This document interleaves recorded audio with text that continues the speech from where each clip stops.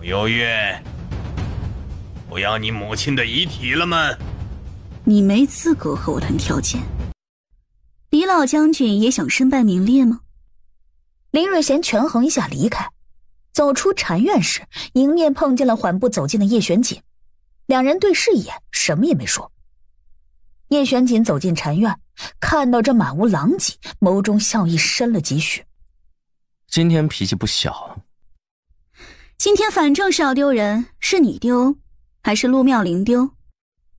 陆永慧胆战心惊地看了眼这禅院，见到那几个和尚躺在一起，几乎能猜到陆妙龄又想做什么。唤我夫人来行不行啊？面前穆幽月和叶玄锦默契地对视一眼，听起来很有趣。陆大人，毕竟是你的发妻，不至于吧？唤我夫人。难怪世人都说，男人靠得住，母猪也能上树。我们男人的风评都被你们这种人给败坏了。穆幽月好笑地看了他一眼，搞得自己名声多好一样。甜甜，干嘛这么看着我？今日这事儿要换成本王，打死也不会把自己的媳妇换出去的。等你娶到媳妇儿再说吧。陆大人，说话算话啊。祈福过半，清净寺就发生了一件大事儿。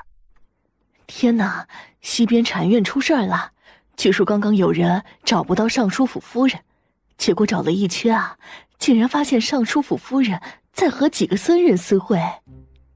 不会吧，尚书府夫人不就是坤王妃的母亲吗？她都多大了，怎么还这样？哎呀，偷偷告诉你们吧，陆夫人早就和陆尚书各玩各的了，私下还经常找小白脸的。亵渎神佛，你们太无耻了，朕要罚你们吃大便！你这个贱人，要是私下乱来也就罢了，今日这么庄严的时刻，你竟然也按捺不住，简直……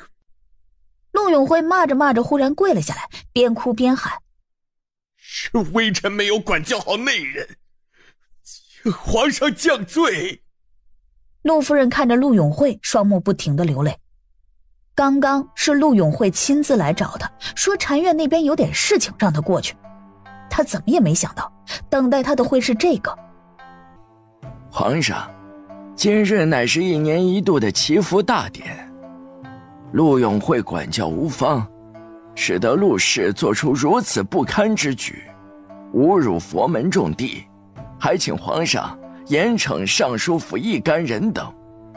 见丞相都站出去了，许多官员也都一一站出去，请皇上严惩。轩宇朝叶玄锦看了一眼，想要看看叔叔的想法。叶玄锦歪头：严惩呗。尚书府此番实在不像话，来人，将陆氏遣送到大理寺，即刻诛杀。另外，尚书陆永慧管教无方，即刻起。魏太后适时出声。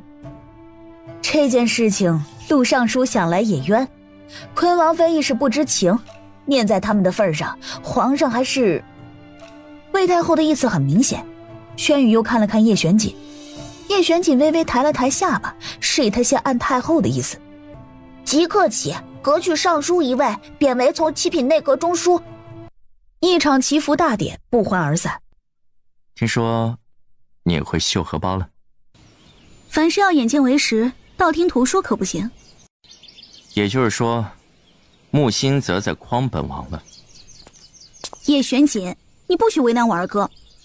凶巴巴的，本王是那么不讲理的人？你觉得呢？爹，你慢点儿。你别拉我，没看到那大奸臣和你妹妹走在一起吗？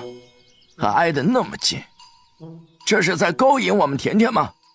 今天陆家这事儿是冲着甜甜来的，皇上不方便出面询问细节，可不得派简王出来问个清楚吗？老二，你看那个大奸臣对甜甜笑得那么干什么呀？今晚有空吗？你要做什么？夜探李府，来不来？穆幽月新奇地朝他看了一眼，叶玄锦笑笑，松开他的手腕，已经在他的目光中看到了答案。老时间。一场祈福大典，有人欢喜有人忧。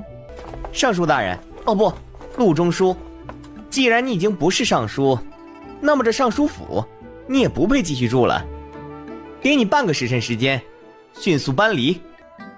赶紧的吧，要是晚了，本官亲自去替你搬。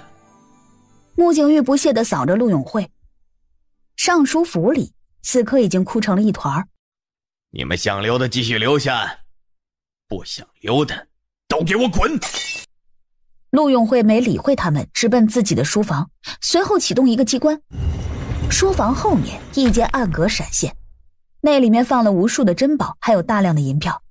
可门一开，陆永慧傻了，暗格里空空荡荡的，连根毛都没有。此时身后响起一道啧舌的声音：尚书1年的俸禄是多少来着？穆景玉靠在门口开始计算尚书1年的俸禄，大概算了下后，对上陆永辉有些震惊又有些慌乱的视线后，笑了起来。所以本官提前搜遍整个府邸后，多余的已经全部充公了。充公？陆中书，你有意见吗？最后陆永慧只是简单的收拾了一些衣物，带着10来个家丁以及几个侍妾和庶子庶女出了尚书府。到了大门口，陆永慧又被吓了一跳。皇上下令诛杀陆氏，如今已经行刑完毕了，按理说直接扔了乱葬岗了事，但毕竟是陆大人发妻坤王妃的母亲，这剩余的后事还是得交给你。好了，事情已办妥，中书府在城北，这么晚了，陆大人早点去安顿吧。穆景玉回到穆府，刚从陆永慧那里回来，累死我了。早知道他不要脸，没想到不要脸到了那个地步，连自己的媳妇儿都能推出来，孬种一个。的确，几十年的枕边人，说不要就不要了。去陆家有什么收获吗？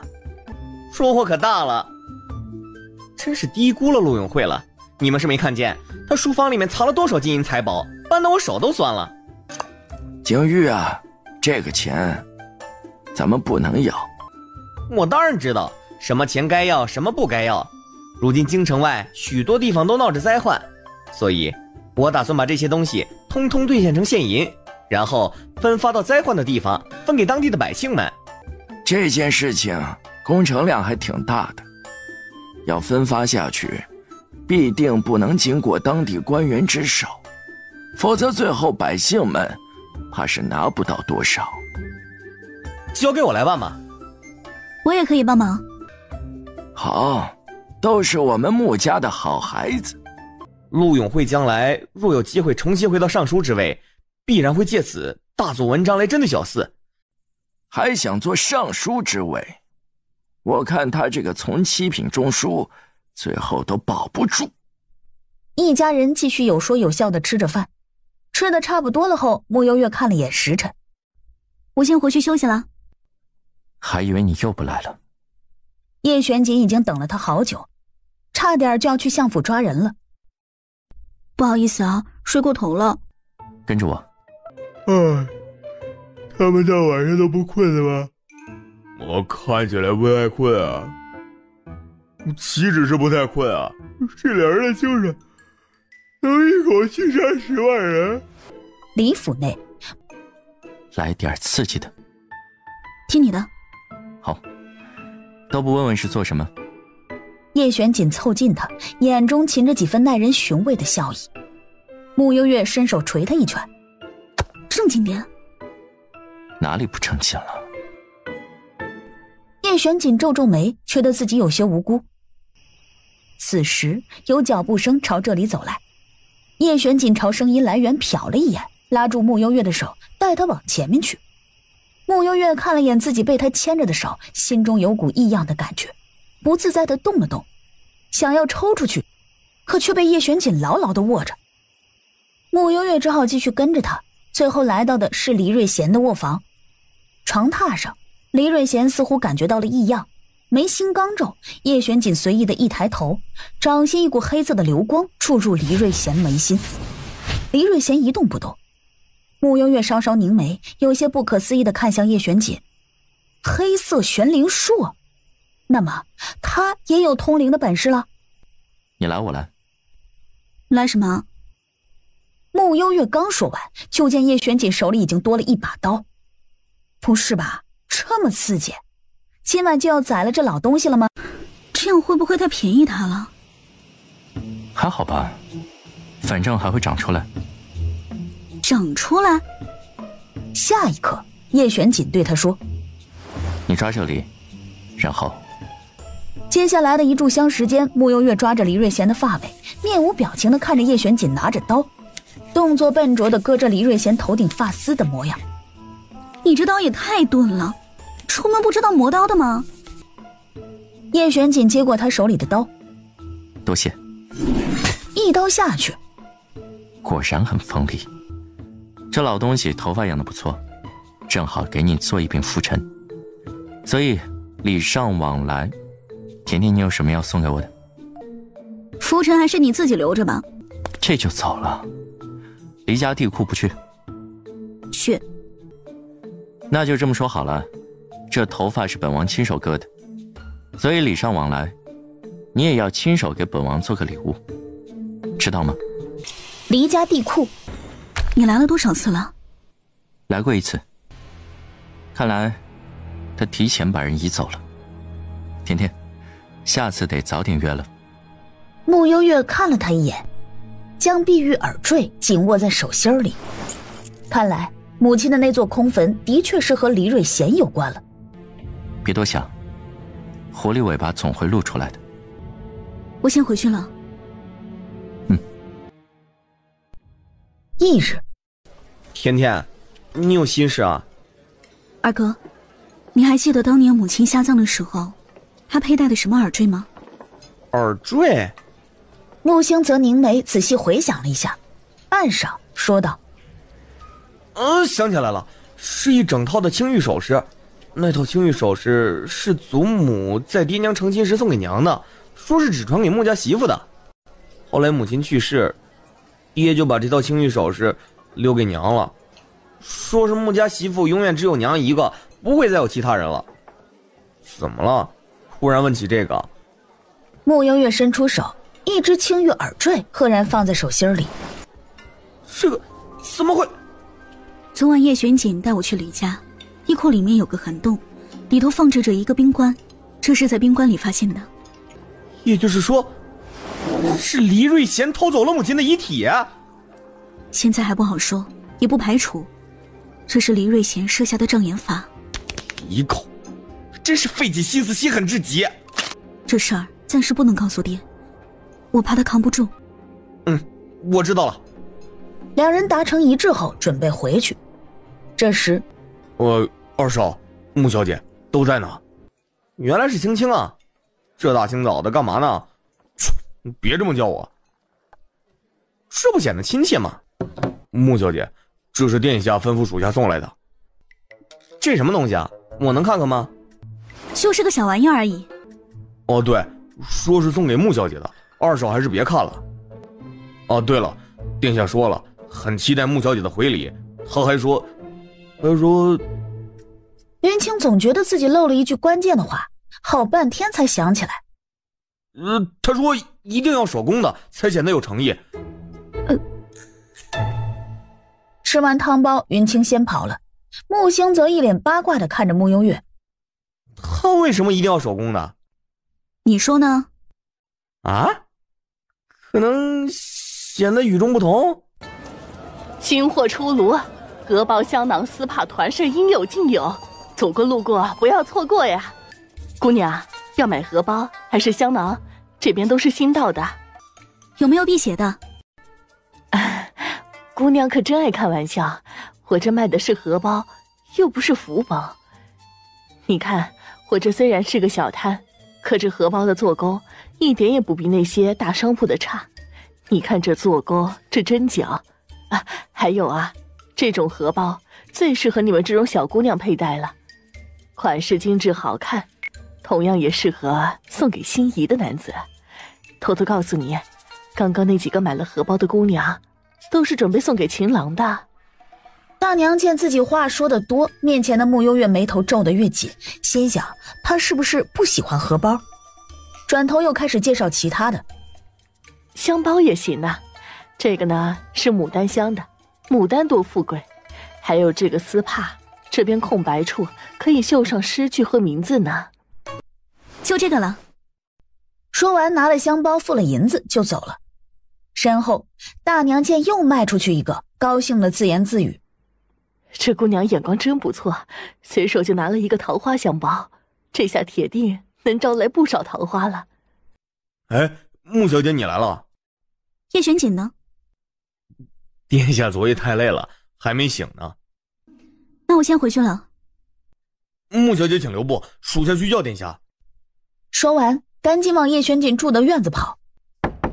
砰砰砰，云清用力的敲门，片刻后传来叶玄锦染着几分睡意的声音。说，殿下，穆小姐来了。叶玄锦淡淡的嗯了一声，下一瞬困意全无。穆小姐请。甜甜，你怎么来了？穆幽月直接把手里的香包扔了过去，叶玄锦伸手接住，低头一看，是一个粉红色的香包，再拿到眼前仔细看了看，香包上面还绣了8个小字儿：相见恨晚，生死相许。叶玄锦不可思议地看了眼穆幽月，低声笑了笑。原来甜甜对本王已经到了如此地步。你就说你要不要吧。要，怎么不要？说罢又补充一句，本王又不是那么没情义的人。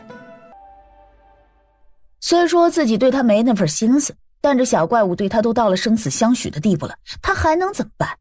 总不能给小姑娘泼冷水。那我先走了。在穆幽月临走时，叶玄锦又有些担忧。你爹知道吗？穆幽月停顿一下，见他神情稍显严肃，以为在问那青玉耳坠的事儿。现在还不适合告诉他。也是，否则你们幕府就要翻天了。你说的对。等穆幽月走后，叶玄锦把那香包拿到面前仔细看了看，手指轻轻地摸了摸那8个小字儿。叶玄锦感觉到了一些压力，叹气，有点头疼了。李府，陆永会见黎瑞贤时有些诧异，这酷暑天的怎么还戴了个帽子，不热吗？是啊，黎将军，我叫你无方，生了个逆女，如今害得我官位不保不说，连我的面都不肯见了。这样下去，京城已无我的容身之地了。谁让你是个好父亲呢？你若想成大事，当初得知妙龄身带恶疾时，你就不该留他。如若不是你当初妇人之仁，你们陆家会沦落至此吗？请黎将军给我指一条明路，我从不留无用之人。今日我与你做一笔交易，我的要求很简单，你若能杀了穆幽月，我便能助你做回尚书之位。是，黎将军。陆永会近日去了李府，从李府出来的时候碰见了傅蕊。哦，这就有点意思了。对方真的是说送给甜甜的？是啊，我回府的时候正好看到的，就是上次太后寿宴上说想娶甜甜的那个礼部侍郎府的嫡子唐周。这小子上次太后寿宴挨了一顿打，还这么不长记性，是个傻子吗？话也不能这么说嘛。这小唐公子上次挨完板子，却还对甜甜念念不忘，说不定是真心的呢。你们在聊什么？这是礼部侍郎的公子送给你的。说完，木香还帮忙把锦盒拿开，里面露出一对粉钗，还有一串粉红色的珠链。俗不可耐，找人帮我退回去。义父、二少爷、四少爷，蕊儿回来了。义父，你们在聊什么呢？随便聊聊。那我先走了。说罢，一个人往后院走去。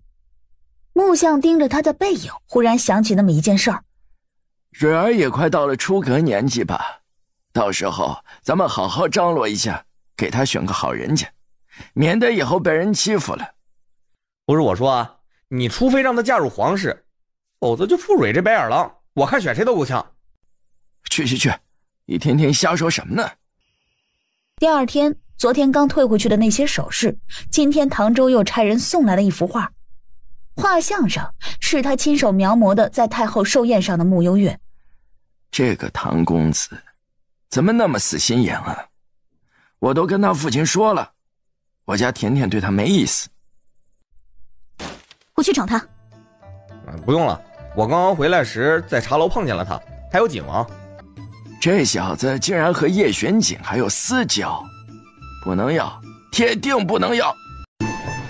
茶楼里，叶玄景坐姿慵懒地靠在椅子上，手里拿着一个粉色的香包，拇指轻轻地抚摸着那8个小字儿。眼前，唐周端端正正地坐在那儿，一动也不敢动。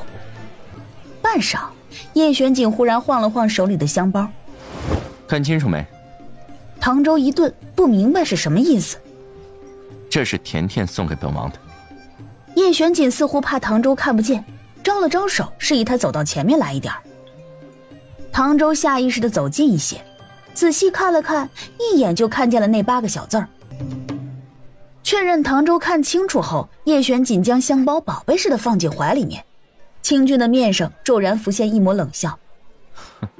不该肖想的东西别想。请景王殿下恕罪。罢了，看在你眼光不错的份上，本王不与你计较。多谢景王殿下。唐周感觉自己捡了一条命回来。这时雅间的门被人推开，穆幽月手持画卷，面无表情地走了进来。我先走了啊。说完，脚步急急地往门外跑。等等，你的……穆幽月还没来得及叫住他，把画卷还给他，唐周早已跑得没影了。叶玄景目光落在他手里的画卷上，起身走进穆幽月，从他手里抽走了这幅画卷，再一展开，这画工……叶玄景一脸嫌弃，而后见穆幽月站在这儿，对他眨眼笑笑。若不然，本王亲手替你画一幅。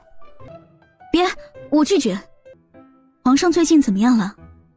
甜甜，本王的画工很好的。好久没见皇上了，有点想他了。要不，本王给你画一幅吧。天色尚早，我现在就进宫一趟。那进宫画吧。此情此景，穆幽月觉得自己很有必要去求一个驱邪的符了。卖荷包啦，香包、荷包、丝帕应有尽有，牡丹香、桃花香、桂花香，通通都有。送长辈，送小辈，送情郎，送相公，走过路过不要错过呀。买的哪有自己做的好，是吧？蒋公公，这个故事好好笑啊！大白鹅有一天出门碰到了一只小黑猪，小黑猪说确实好好笑，真是太有趣了。对吧？还有这个小狗碰见了小鸡，小鸡说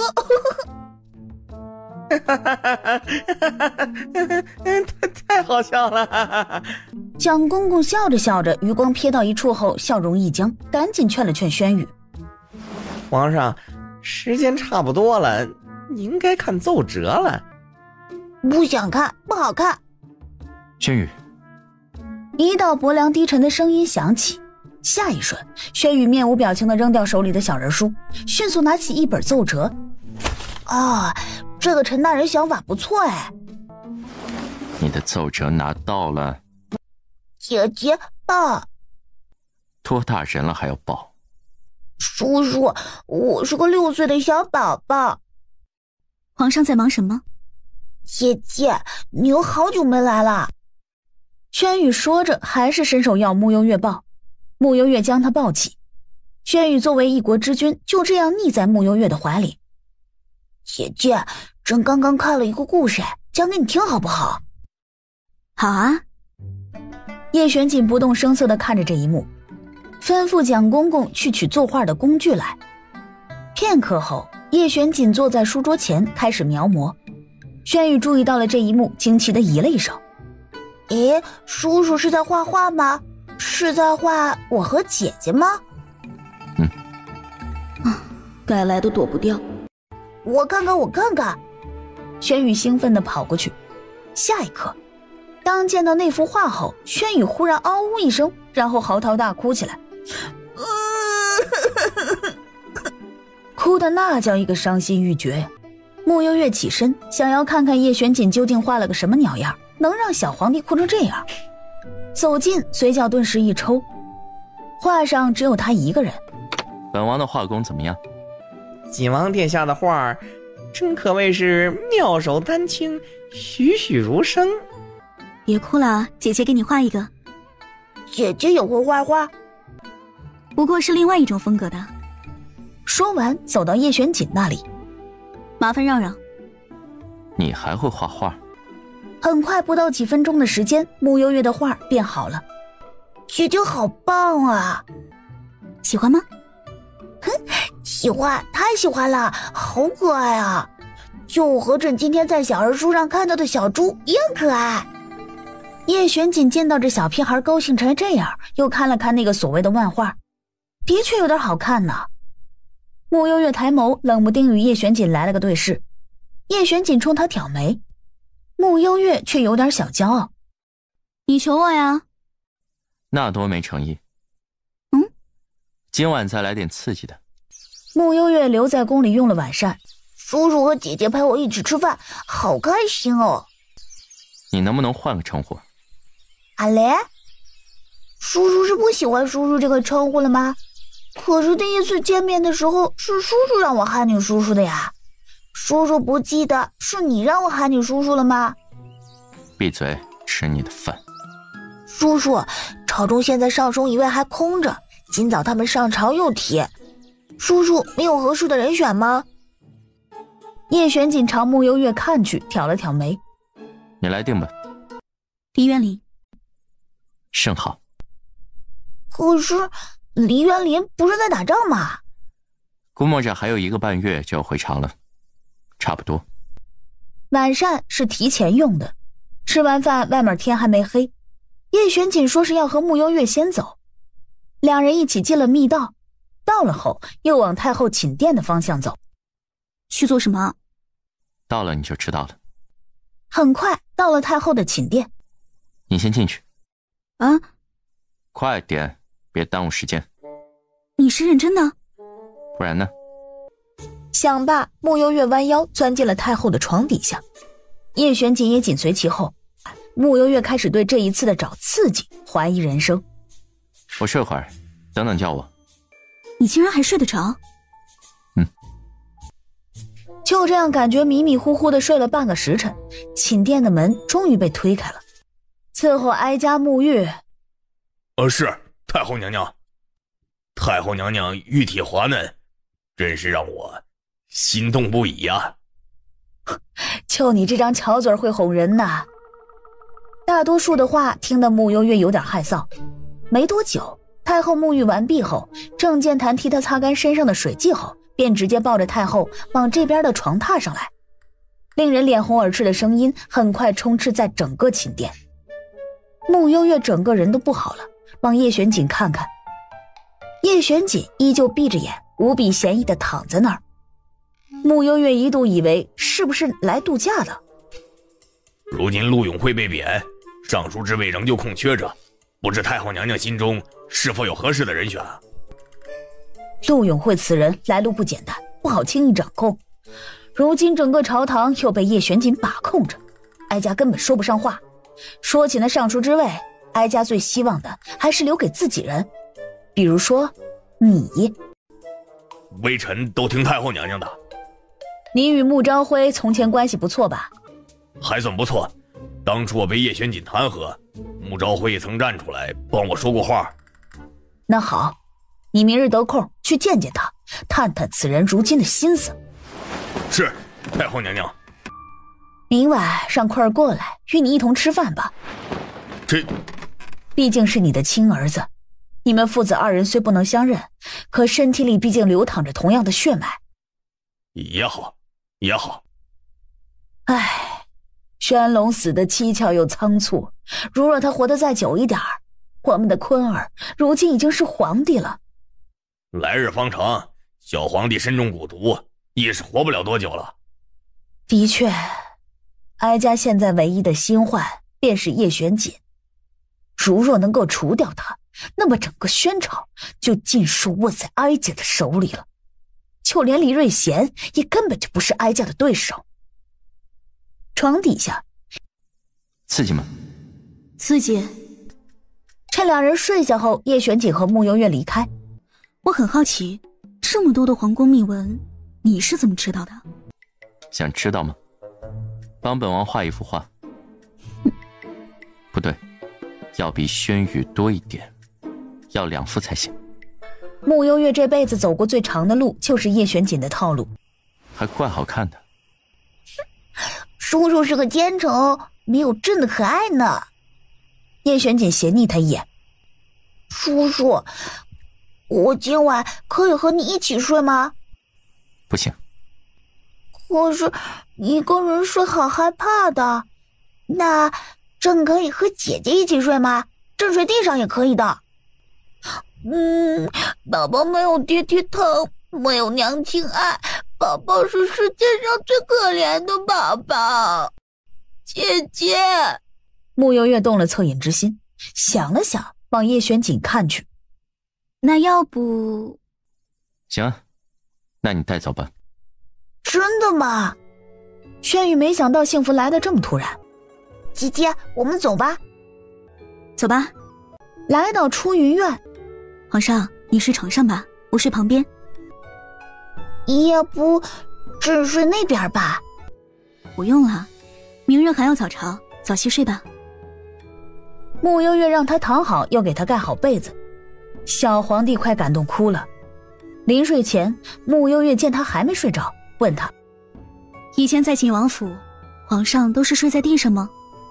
嘿，没有啊。叔叔虽然说让我睡地下，可每次都和姐姐一样，把床让给了我。叔叔就是口是心非啦，其实叔叔对我很好的。慕幽月听着轩辕的话，又一次对叶玄锦这个人产生了一些好奇。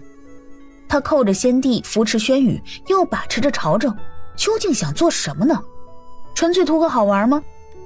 至少以慕幽月目前来看，叶玄锦的确像是图个好玩。翌日清晨，姐姐肚子饿了。穆家善厅，哟，今天怎么没去福满楼啊？这么早啊？福满楼还没开门呢。你还真惦记着呢。那汤包有那么好吃吗？我看你上辈子就是个汤包。每个人口味不一样。小四，这几天忙什么案子呢？是关于恒王的。恒王已经被收押将近1年了，现在大理寺陆续查到一些他勾结外党的罪证，等这些罪证差不多了，就可以定案了。原来如此。皇上，早上好啊。皇上，您大清早的怎么在这里啊？就是昨晚皇上一个人睡害怕，我就把他带回来了。见过皇上。哥哥们不必多礼，朕饿了。皇上，再多吃点，你现在是长身体的时候，早膳多吃点，长得高高又壮壮。这时福伯跑进门来通报：老爷，景王殿下来了。大概是来接皇上的吧？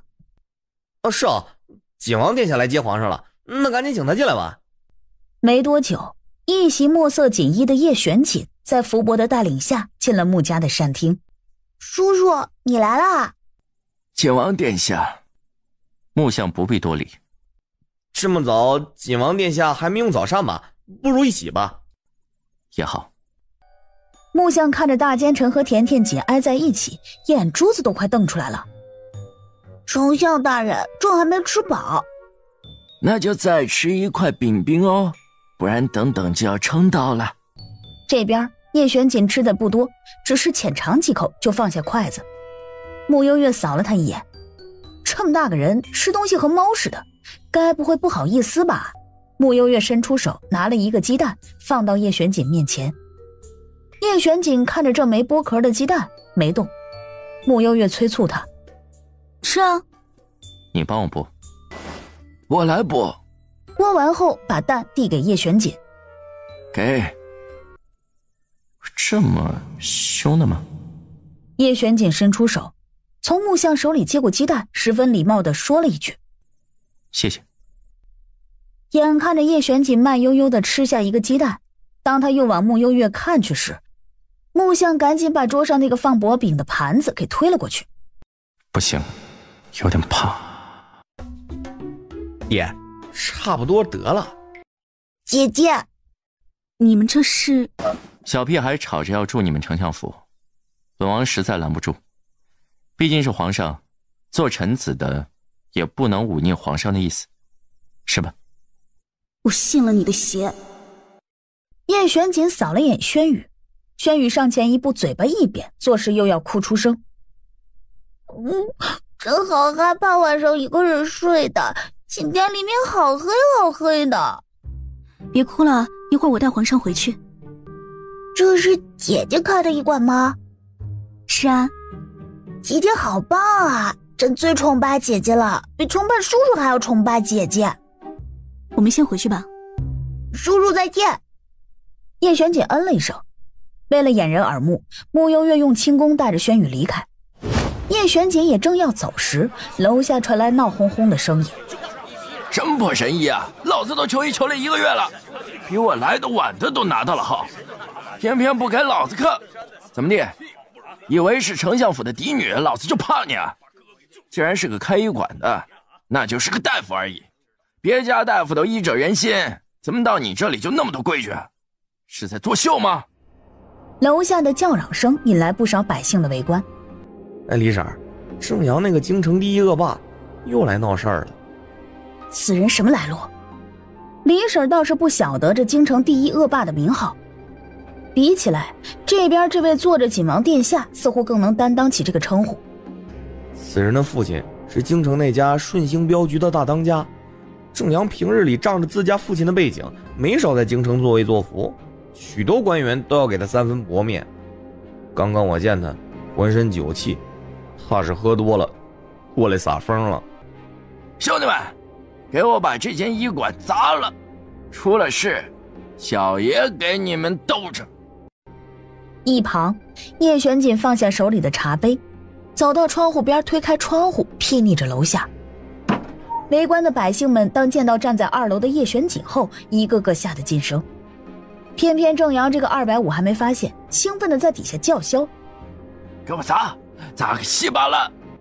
郑哥，快撤吧，锦王在楼上呢。”什么景王啊？今天天王老子来了，小爷我都不怕。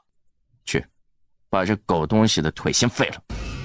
云清飞身而下，在正阳冲过来时，抬脚踢在他的下颚，正阳直接被踢飞10几米远。求你饶命，我们再也不敢了。叶玄锦曾一脸欣慰地看着他们，给你们一个机会。正阳的兄弟们脸色一喜，下一瞬听到叶玄锦的话后，又刹那间垮了下来。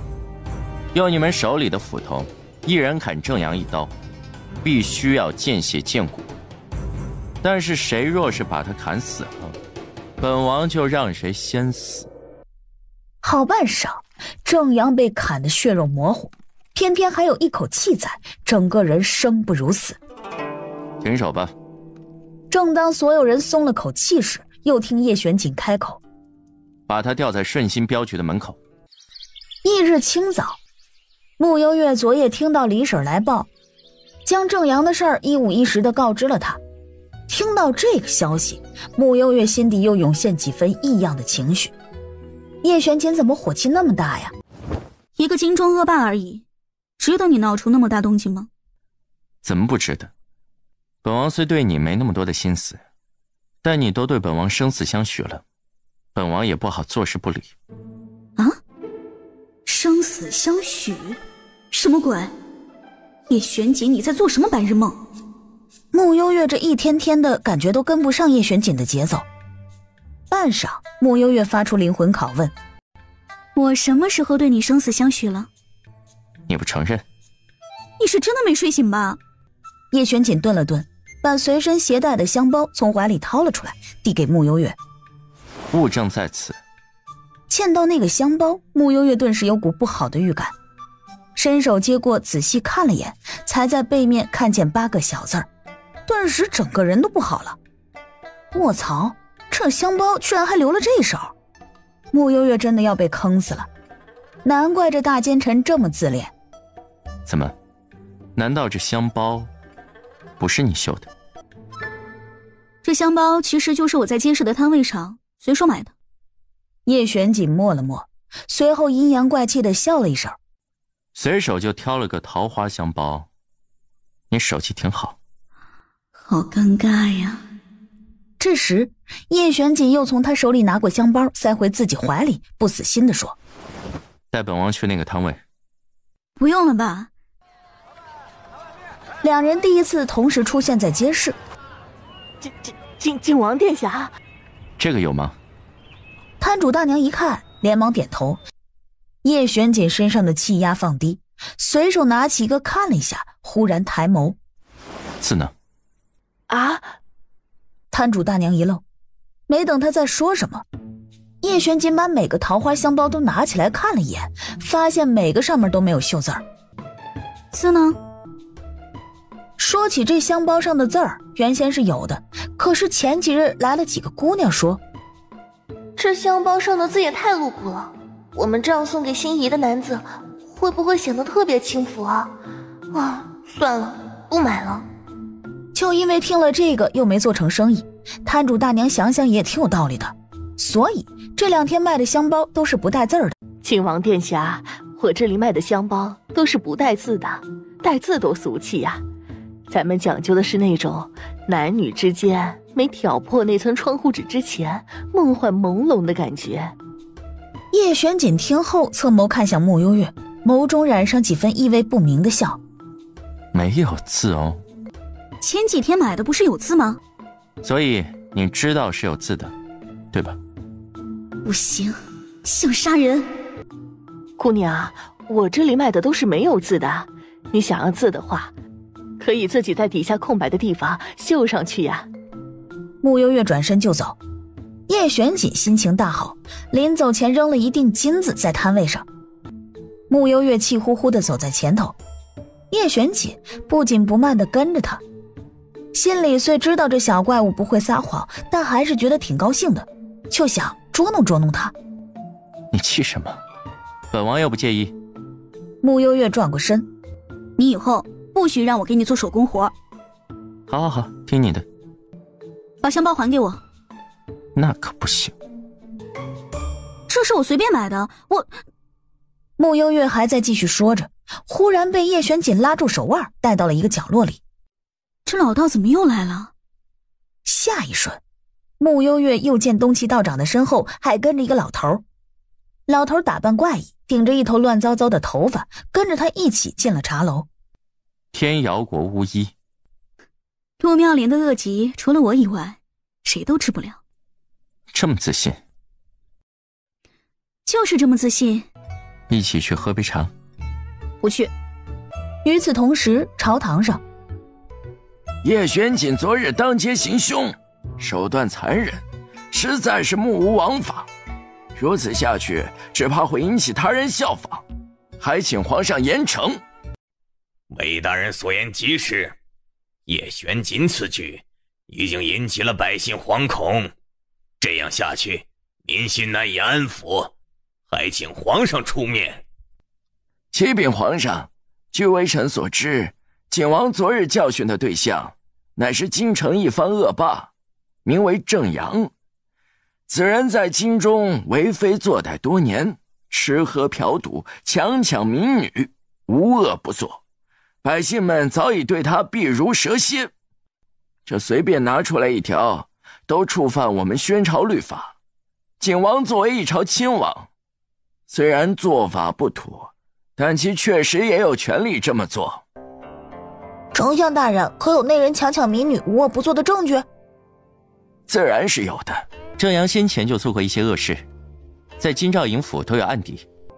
皇上，一码归一码，就算这个郑阳无恶不作，也由不得景王当众动私刑，这不符合规矩。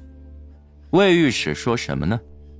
这时，一道低沉慵懒的声音在朝堂门口响起。众人回眸，便见叶玄锦一脸风轻云淡的从外面走进来，面上微染笑意，一副心情还不错的样子。私刑？哼，本王正大光明做的事情，怎么到你嘴里就成私刑了？景王，你虽是帝师，但如此目中无人，藐视宣朝律法，是不是过于轻狂了一些？那又如何？魏御史还想继续说什么时，叶玄锦忽然往地上扔了一份册子上去。魏府嫡子魏远私下通商，走私北安国银器，查查吧。蒋公公将册子捡起递给轩宇，轩宇仔细看了眼，小脸十分严肃。魏御史，此事你可知情？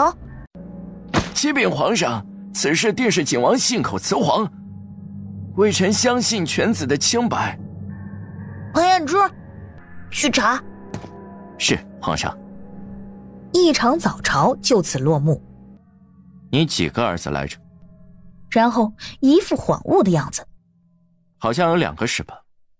啊，没事，死了一个，还有一个。你们魏家香火断不了。当夜，魏御史匆忙进宫求见魏太后。你们一个个存心不想让哀家安生是吗？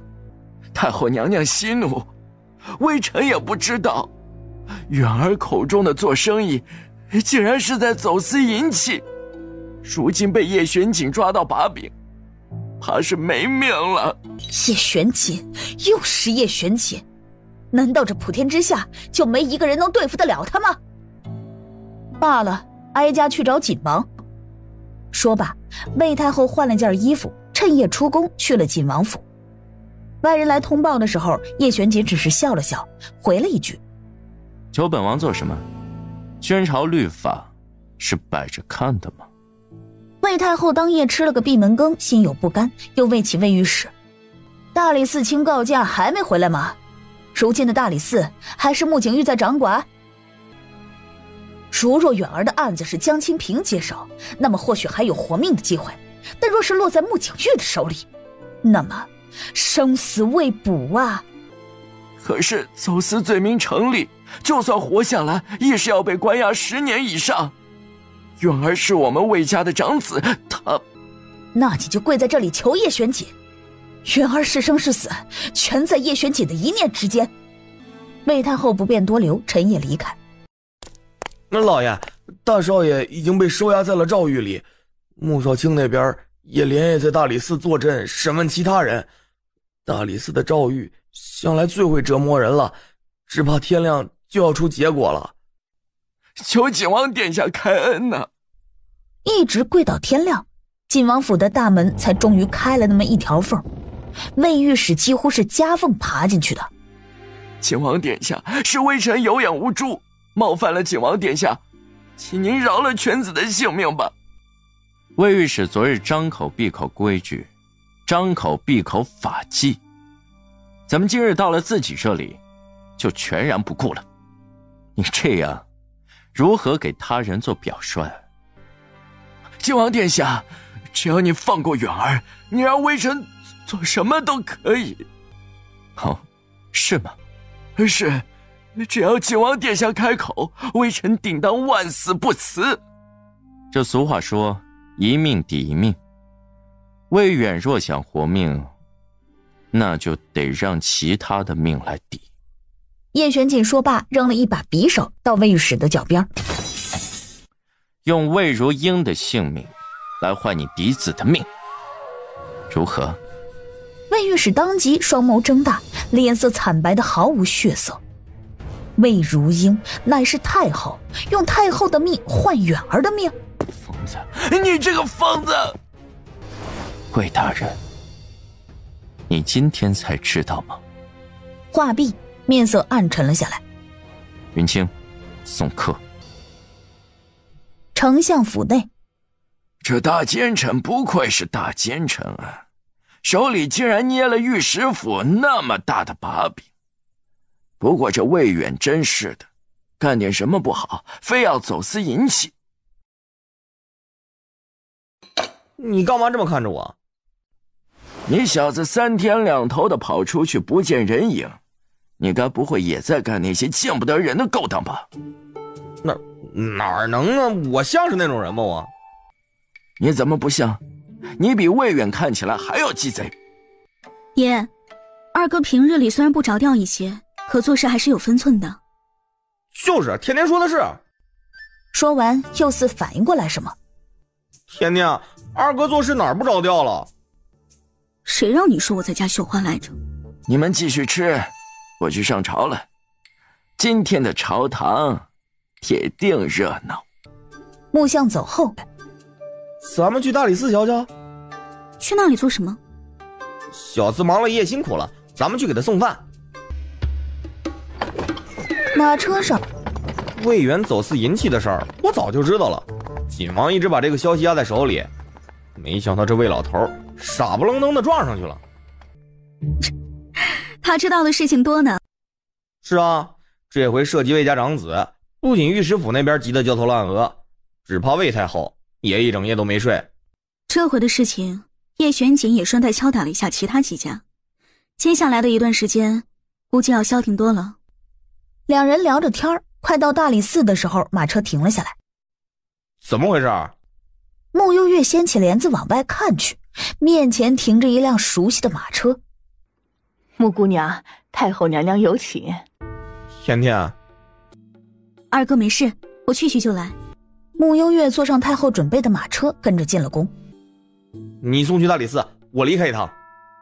没一会儿，穆幽月被带到太后所住的宫殿。太后娘娘，穆家小姐到了。哀家知道你和叶玄锦交情不一般，你是个聪明的姑娘，应该能猜到哀家今日叫你来的目的。穆幽月，你要和哀家做一笔交易吗？与此同时，门外急急地跑来一道身影。母后，母后！宣柔扯着嗓子朝这里跑来，跑过来后走到穆幽月的身边，屁股一撅，推开了穆幽月。你起开！是公主，他那按摩手法不行，慢慢悠悠多费劲呢，还不得整到天荒地老海枯石烂呢。说完，卯足力气，手掌用力挤压魏太后的脑袋。住手！母后，不是我说你，魏源那小子太能嘚啵嘚啵的整事儿了，干啥不能呀？非得干点违法犯罪的事儿啊！就这个大兄弟，我寻思你不给他点教训，回头他那浪到你坟头，你信不？宣柔，不像话，你简直不像话！魏太后又扫了眼大殿里其他的大臣们，就连穆相都在。你们怎么在这儿？是我叫他们来的。今日这事儿啊，咱们都敞亮着说。你叫我主穆幽月来这里干啥？我心里头啊和明镜似的，所以我把大家伙都喊上了，咱们说个明白。兄弟们，你们摸着良心说，魏远这事儿做的丧良心不？丧良心。陈大人最先附和，其余人也应声附和。宣柔听他们附和自己，指着陈大人就要朝他走去。兄弟，击个掌！穆幽月伸腿踢了踢胖幽灵，胖幽灵反应过来，不用了。刚羞涩，下一秒又狂放起来。这天上的魏远干了那么丧良心的事情，母后你咋还能让一个小姑娘去求叶玄锦呢？这小身板哪里顶得住大奸臣的摧残呢？我真不知道你这脑子咋长的，和个刀郎似的。你看看，说你两句你瞅你还不高兴了，一天天和个倔驴似的。宣柔，你给我滚！太后娘娘，魏家嫡子走私银器，人证物证俱在，就不要为难小女了吧。哀家只是让穆姑娘帮忙治头疼而已，何时让她去求叶玄锦了？你说，哀家刚刚让你去求叶玄锦了吗？没有，太后娘娘没说。哎妈呀，母后，是儿臣错怪你了，儿臣给你赔个不是。来人，把公主送回去，继续禁足，禁足！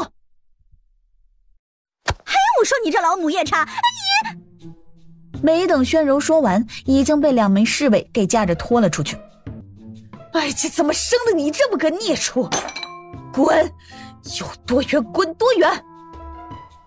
话毕，看着一屋子里的人，大喊：“你们都给哀家滚出去！”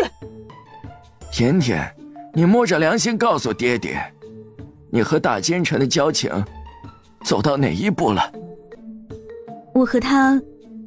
丞相大人，一道慵懒的声音适时加入话题。说起本王和甜甜的关系，那就说来话长了。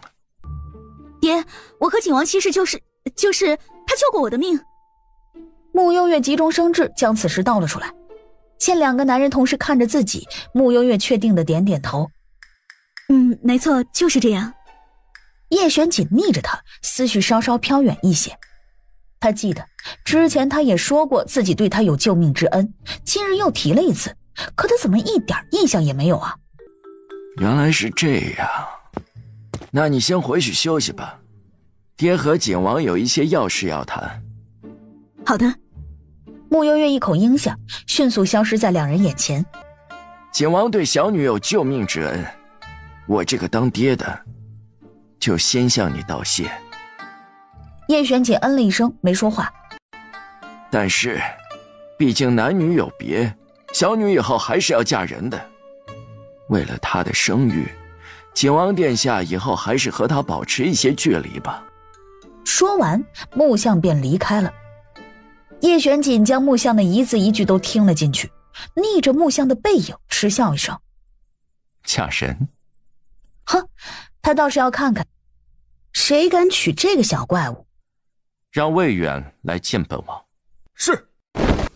锦王府里，景王陛下，求求你放过我，我愿意为你当牛做马。魏远向叶璇锦求饶。哼，想活命吗？想。那就拿出点诚意来。我知道一个魏家的秘密。叶璇锦没出声，似是在等他的回答。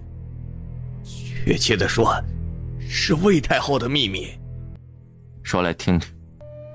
魏太后曾经拜在北域古人门下，私下练过几年的蛊术，但因为蛊术邪门，每月的初7都要昏睡上一整日。如若中途有人打断，那便会遭到反噬，人会身心俱疲，需取7名童子的心头血饮下方可复原。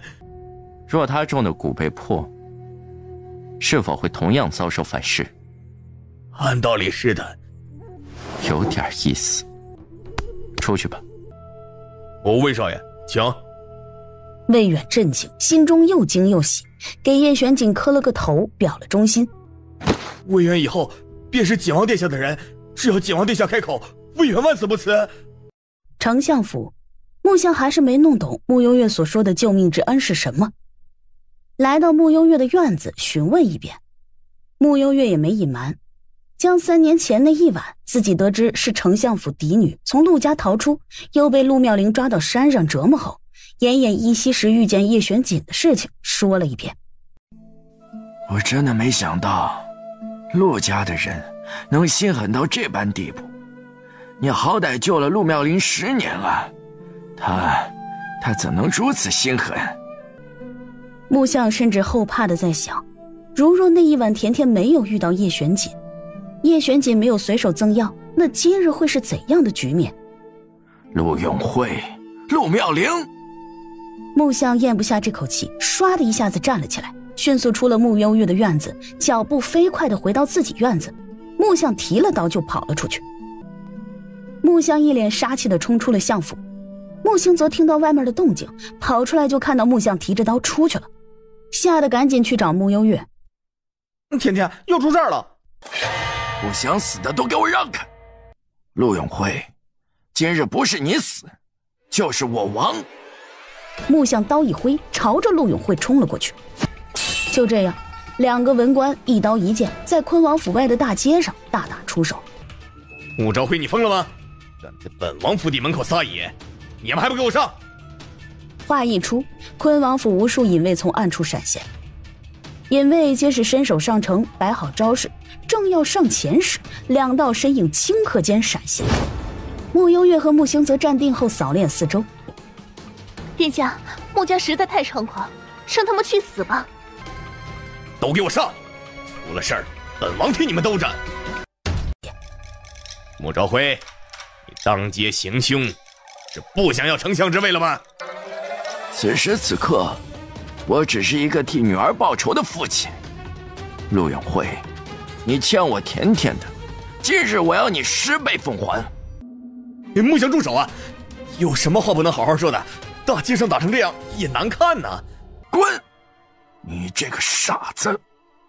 啊，你挺狂啊！今日天王老子来了都保不住你们！穆相又一次挥刀，穆幽月见此，在穆相出招前先一步挥出了拂尘，又一并将陆永慧的手筋挑断。陆永慧趴在地上，疼得昏死过去。穆幽月，你杀了我爹！没错，人是我伤的，有什么都冲我来。甜甜，放心。京兆尹府的官兵听到消息跑来的时候，领头的裴彦之有些头疼地看着这一幕。这啊！就在这时，已经昏迷的陆永慧悠悠转醒，抬起头，哑着嗓子说了一句：“不关他们的事儿，是我嘴贱，得罪了穆相。”说完又昏了过去。坤王妃是吗？是的。不对，这一天天的都什么事儿啊？陆永辉这2天一直在本王的府里，连穆相的面都没见过，是穆相突然冲过来伤人的，怎么就是陆永辉嘴贱了？殿下，多一事不如少一事，你别说了。你给我闭嘴！刚才穆昭辉还骂本王是个傻子，这事儿本王没完。坤王殿下，这是不愿意私了了？不私了。那敢问陆中书这2天都待在您的府邸里做什么？这回轮到宣坤无言了。算了，那就私了吧。那行，既然坤王殿下愿意私了，那么就在这里盖一下手印。最后，宣坤骂骂咧咧地在文书上盖了手印儿。赶紧找个大夫给陆中书治治吧，晚了怕是要办丧事了。说罢，京兆尹府一行人浩浩荡荡地离开。穆幽月，你会有报应的。你这个忘恩负义的小贱人，还敢提报应？我告诉你，老天若真有眼，第一个报应就会落在你陆妙龄的头上。要不是看在你怀孕的份上，我今天早就把你剁成肉酱了。陆妙龄，因果循环，给你肚子里的孩子积点德吧，别一天到晚的和个牲口似的，不干点人事，一副人模狗样的样子，实则连猪圈里的猪都不如。你再不干点好事，我看你进了阎王殿，最后还得投个畜生道了。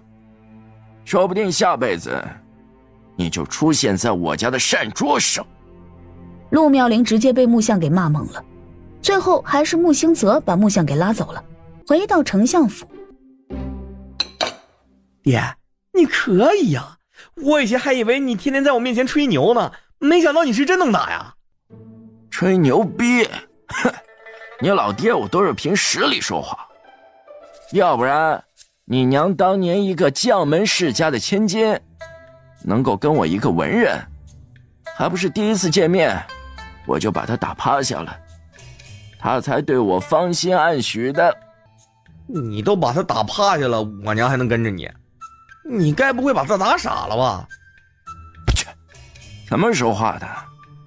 那是因为那次大街上出现小偷，你娘跑在前面，是以为他是那小偷呢，结果……说着说着，穆相忽然咦了一声，瞅着穆星泽：“看我干啥呀？”你的功夫也不错，以前我让师傅教你，你最会偷了。何时如此精进了？我这不是为了给你个惊喜吗？怎么样，惊喜不？确实有点，不过最厉害的还是我们甜甜。啊，对了，甜甜，你上哪儿搞了个浮尘呢？咋那么聪明呢？就别人送我的。谁的脑袋瓜那么灵光啊？我怎么就没想到做个浮尘给你？就我一个沙友。沙友是什么玩意儿？穆幽月又和穆相他们聊了一会儿，便先回去了出云院。进了卧房，桌上摆了一张字条，苍劲有力的字体上写了几个字儿：初七上午过来。宫里，哼，一个穆家竟然如此的卧虎藏龙。穆朝辉、穆兴泽、穆幽月。穆幽月这个姑娘不简单呢，她离京的那10多年，竟然不是单纯的在学医。穆朝辉究竟在酝酿什么惊天的阴谋？莫非也是打着这宣朝江山的主意？李家和穆家素来不和，太后娘娘若不如先静观其变，让其先自相残杀，最后咱们坐收渔翁之利。渔翁吃猎，你别忘了还有一个叶玄锦在。朝中割裂成这么多派，最后究竟谁能笑到最后，如今一切都说不好。哀家如今唯一能做的，便是把穆幽月收入囊中。等哀家顺利过完这个初期，便会有一个新骨诞生，届时穆幽月便是最好的练手对象。对了，你去查一下宣柔，最近私下都和什么人来往。等了一下午，郑建坛来了消息，宣柔公主在禁足期间，每日都在寝殿里骂人，要不就是睡觉吃东西，没有任何异样，也没接见过外人。你去查一下太医院的穆淑妍，看看她是否见过宣柔，顺便查一下穆太妃。转眼便到了初七这日。你干的好事。怎么了？人家这不是挺好的吗？哼，你找来的这头母狼怀孕了。这么快的吗？本王倒是好奇，一头灵兽和一头普通的狼能生下来什么玩意儿？同类自然生的是同类，难不成还能生头骡子出来？你说的对。今日初七，魏如英。叶玄锦简单的说了一下魏太后练蛊术需要昏睡1日的事儿。穆幽月有些激动的抓住叶玄锦的手腕，走，进宫。叶玄锦默不作声，看了眼自己的手腕，抬眸笑笑。进宫来干什么？明知故问。甜甜，本王就喜欢你这么聪明伶俐的样子。你能别这么叫我吗？那本王该怎么称呼你？你可以叫我穆姑娘。我可以叫你叶公子。那你不如继续叫我沙友。你在我身上安监控了？叶玄锦见他脸色变化精彩纷呈，站了起来，拍了拍他的脑袋。走吧，沙友。小花猫喵喵喵，今天吃得饱饱，心情变得好好。小白狗汪汪汪，今日肚子饿得汪汪直叫。轩宇一边哼着歌谣，一边翻看着奏折。蒋公公咳嗽一声，轩宇立即闭上了嘴巴。蒋公公，一会儿朕批完奏折，把叔叔上次布置的书法课程给朕安排上。是皇上，皇上如此勤奋，奴才看了自愧不如，一定要向皇上好好学习。转头，轩宇一脸惊讶：“哇，叔叔姐姐，你们来了！朕奏折看得太入迷了，都没发现你们呢。”皇上，今日我来给你捉蛊虫。啊，那会不会很痛啊？不会，之前让你吃那么多药，就是为了减轻现在的痛苦。一会儿皇上乖乖闭上眼，睡一觉就好了。真的吗？那拉勾勾。片刻后，轩宇躺了下来。主人，你找我。开始吧。在穆幽月的吩咐下，红烟又一次化为青烟，钻入小皇帝的眉心，在他体内游走。魏太后的寝殿内，昏睡中的魏太后身体渐渐开始颤抖，心肺之处不断有血气在往上涌。魏太后感觉不对劲，有人正在破解她的蛊。魏太后心头满是不安，许久，魏太后忽然坐起，嘴里吐出一大口的黑血。他的蛊破了。来人，来人！守在外面的郑健谈跑了进来，视线触及到魏太后的面容时吓了一跳。太后娘娘。郑健谈话刚落，魏太后便陷入昏迷。另一边，小皇帝的寝殿，红阳钻入小皇帝的体内后，终于将潜伏在小皇帝体内的那只昏睡蛊的蛊虫给捉了出来。小皇帝昏睡蛊彻底解除了，搞定了。宝贝儿，还是你厉害。那当然了，我肯定比那3个丑东西厉害嘛。和一个女鬼也能这么腻歪？女鬼在哪里啊？有这么可怕吗？什么女鬼？那是我朋友。既然蛊毒已解，明日可以开始学武功了。好耶，是叔叔亲自教我吗？没空。那姐姐可以教我吗？实在不行，让穆丞相教我也行。让蒋公教你。哎嘞，蒋公公会武功吗？你觉得呢？深夜里的皇宫似乎并不平静，太后的寝殿里来来回回的进出人。没多久，几名隐卫迅速出宫，看样子是去抓童子了。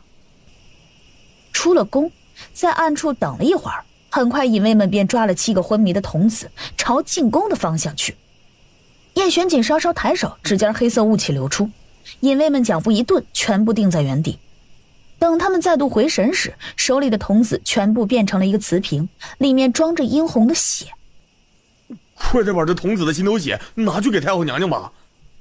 等他们走后，慕雍月一脸探究地看着叶玄锦。怎么？觉得你厉害啊？还有更厉害的，你要试试吗？你能不能正经一点？说完，先一步跑了。原地，叶玄锦一头雾水，有些纳闷儿。本王怎么就不正经了？这小怪物是不是想歪了？带着疑问，叶玄锦不紧不慢地离去。怎么回事？为什么童子的心头血不管用了？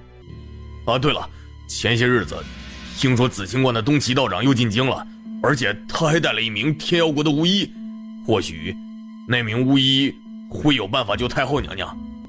快去请东岐道长还有那名巫医。是太后娘娘。天亮前，东岐道长和巫医程瑞被秘密请进宫。太后娘娘可是遭到蛊术的反噬了，今日事发突然，不得已才请程瑞大师进宫，不知道长和大师可有办法？常言道，蛊惑人心。蛊这东西既能害人，也能害己。如今种下的蛊被破，自会伤及自身。只能说，太后娘娘练蛊的道行还不深。反噬，想解除反噬倒是不难，我这儿有一套阵法，或许能帮到太后娘娘。不愧是天饶国鼎鼎有名的巫医。半晌，程瑞让魏太后躺平，拿出一套银针，在魏太后的身体几个穴位各扎了一针。一直到了天亮，程瑞惊呼一声：“怎么回事？太后娘娘体内的邪气被人封锁住了。这世间竟有如此强悍的力量。太后娘娘，你的模样一时半会儿怕是无法复原了。不，哀家不能这样。去，把慕幽月给哀家叫来。他不是神医吗？如果治不好哀家，哀家就治他一个欺上罔下之罪。”慕幽月坐在医馆的枕间，半个时辰前，魏太后宫里的窦嬷嬷又来找她了。可刚过来，叶玄锦便推门进来：“本王身子不适，劳烦穆姑娘给本王瞧瞧。”穆小姐，太后娘娘那边还等着。怎么，宫里御医死绝了吗？怎么说话呢？他三哥还在太医院呢。叶玄锦似乎是反应过来，恍惚地哦了一声。宫里院判以下的太医都死绝了吗？还不滚！奴婢先告退了。窦嬷嬷退下后，叶玄锦朝慕幽月露出几分笑意：“看病吧。”慕幽月服了他这股无耻的劲儿了，手指搭在叶玄锦的手腕上，然后拧了拧眉：“什么表情？”你的脉搏跳得真慢啊，你究竟是不是人啊？叶玄锦伸手摸了摸他的脑袋。甜甜，诊间的门被人推开。甜甜，爹给你买了。我头发上的脏东西拿下来了吗？刚刚有只小虫子。谢谢你啊。不客气。木像的小火山瞬间熄灭了，面前穆幽月又拿出一支毛笔，在纸上写了一个方子，递给叶玄锦。去后面抓药吧，然后顺便把诊金付了。语气官方，一副和叶玄锦很不熟的样子。叶玄锦看了眼那药方，哼笑一声：十全人参大补汤，这是在内涵谁呢？诊金多少？给你抹个零，付个1000两整就好。这小怪物，感情开的是家黑店。罢了，他高兴就好。接下来的一段日子，魏太后称病，闭门不见任何人。东岐和巫医程瑞这几天倒是宿在陆永辉的府邸，以程瑞的本事，治好陆永辉倒是不难。这个陆永辉啊，就像个墙头草一样，背地里虽与黎瑞贤走得近，可以他的气性，真的甘愿为黎瑞贤做事吗？哼，这世道太乱了，还不如咱们在小莲村时清静。是啊。此时诊间的门被人叩响，估摸着是第一个病人来了。穆小姐，救救我！你这是被谁打了？就从5天前开始吧，我发现殿下每天都会去小厨房熬了一碗汤，然后熬完了又放在那儿不喝，今早也是这样。作为属下，我就好心提醒，说殿下这个不喝就都浪费了，然后殿下就对我笑笑说你想喝就喝。我见那汤里还有人参虫草这种好玩意儿，心想竟然还有这样的事儿呢，就把那碗汤一饮而尽。喝完见汤锅里还有，就又盛了一碗，然后我的身体就好热，后来就喷鼻血了。云清心里苦，苦巴巴的道：果然殿下的东西，我这个做属下的无福消受，也不知道他上哪儿搞的这害人的东西。不好意思啊。穆幽月略带歉意道。云清没反应过来，一听这话吓坏了。难道我这治不了了吗？我还没娶媳妇儿，还没孝顺爹娘，我……好了，我给你煮点败火茶，吃完就没事了。真的吗？云公子，你跟我来吧。好的，好的。云清赶紧跟着李婶儿走去后边。没多久，诊间的门又被敲响。进来。这回推门的人是叶玄锦。见到叶玄锦，穆幽月仿佛看见他脑门上刻了2个字儿：缺德。偏偏叶玄锦似乎洞穿了他的眼神，有些无辜。药是你开的。甜甜，你该不会真的下毒了吧？本王原本要带着云清外出一趟，如今他病了，只怕出不了辕门。这事你说怎么办？他喝点败火茶就没事了。是吗？谁知道会不会有后遗症？毕竟木相不还让你研究无色无味的毒药，你下毒的嫌疑还是很大的。叶玄锦说得很认真。说完，叶玄锦往椅子上靠了靠，一副与他清算的样子。这样吧，看在你身手也不错的份上，云清生病这段日子，你来当本王的贴身护卫。不是还有云蝶吗？云蝶身手哪有你好？木姑娘，你都没点认错的诚意吗？这时，云清喝完了败火茶，从里面走出来，本想激动地告诉穆幽月自己一杯败火茶下肚，现在神清气爽，连老虎都能一脚踢死。一转眼看见叶玄锦坐在这儿，身体一僵。怎么虚弱成这样？虚弱？云清捕捉到了关键词。我怎么还是好晕啊？行吧，就按你说的。木姑娘果然深明大义。临走前，叶玄锦还特意叮嘱她一句：明日一早，城外见。木姑娘，给您添麻烦了。没事。没一会儿，楼下，云清生龙活虎地跟在叶玄锦的后面。殿下，属下已经恢复好了，不会耽误明日的行程。你不用去了。正当云清一头雾水时，面前叶玄锦忽然转身递给他1000两银票。云清吓得不敢去接。今日这事儿怪本王，为表歉意，你自己玩几天。我该不会要被逐出景王府了吧？天底下竟然还有这么好的事儿！没一会儿，云清看了眼医馆的方向，忽然明白了，麻溜的接过银票。多谢殿下，您可真是一副菩萨心肠。甜甜回来了。爹爹在等我吗？是啊，这几天朝堂没什么事，我下朝又早，就在这里喝喝茶。爹爹，那个我可能有些事情要外出几天。外出？这是要去哪儿？就是我之前在小林村的时候，有个伯伯对我很好，听说他最近病了，我就想去替他诊治一下。这的确是该去。说起来，那些小莲村的村民也都对你照顾有加。爹爹之前去的匆忙，都没好好拜访一下，不如和你一起去吧。啊，不用了吧，小莲村路途遥远，一来一回最少也要10日时间，爹爹怕是走不开吧？没事，我可以称病告假。慕幽月不知该说什么好了。这时慕行泽走过来加入话题。爹，你怕是告假不了了。干嘛？皇上那边刚刚传来口谕，要你明日下朝后每天教他2个时辰武功。什么玩意儿？我一个文官去教皇上武功，没搞错吧？谁让你那天在大街上那大砍刀挥的和切韭菜似的？你以为这事儿瞒得过皇上吗？大概是你之前为皇上吃饼饼，皇上觉得你很慈祥和善吗？这都什么事儿啊？木像一个头2个大，想了想又看向慕行泽。你看我干嘛呀？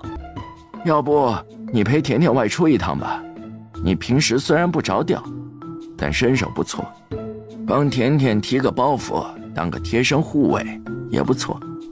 行，交给我。不错不错，这样我就放心了。明天先教皇上一套我独门秘创的刀法。你确定皇上提得动刀吗？那我就教拳法、掌法，我会的可多呢。木像抬头挺胸，一脸骄傲地走了。甜甜，冤冤相报何时了？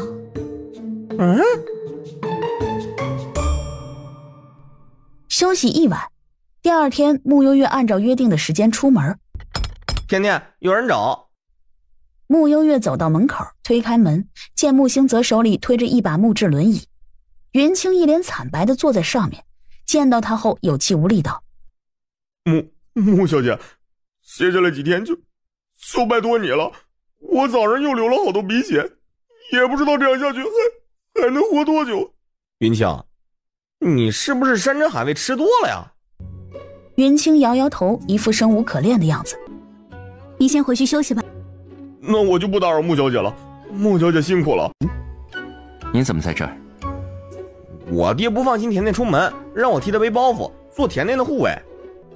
叶玄锦独自一人坐在马车上，慕幽月和慕行泽坐在后面的马车，一路往东边的方向去。不和叶玄锦一辆马车，慕幽月倒也逍遥自在。路上和慕行泽说说笑笑的，心情也好了不少。到了半路，马车忽然停了下来，穆家的马车帘子被人掀开，叶玄锦走了进来，在慕幽月的身边坐下。不好意思，本王的马车坏了。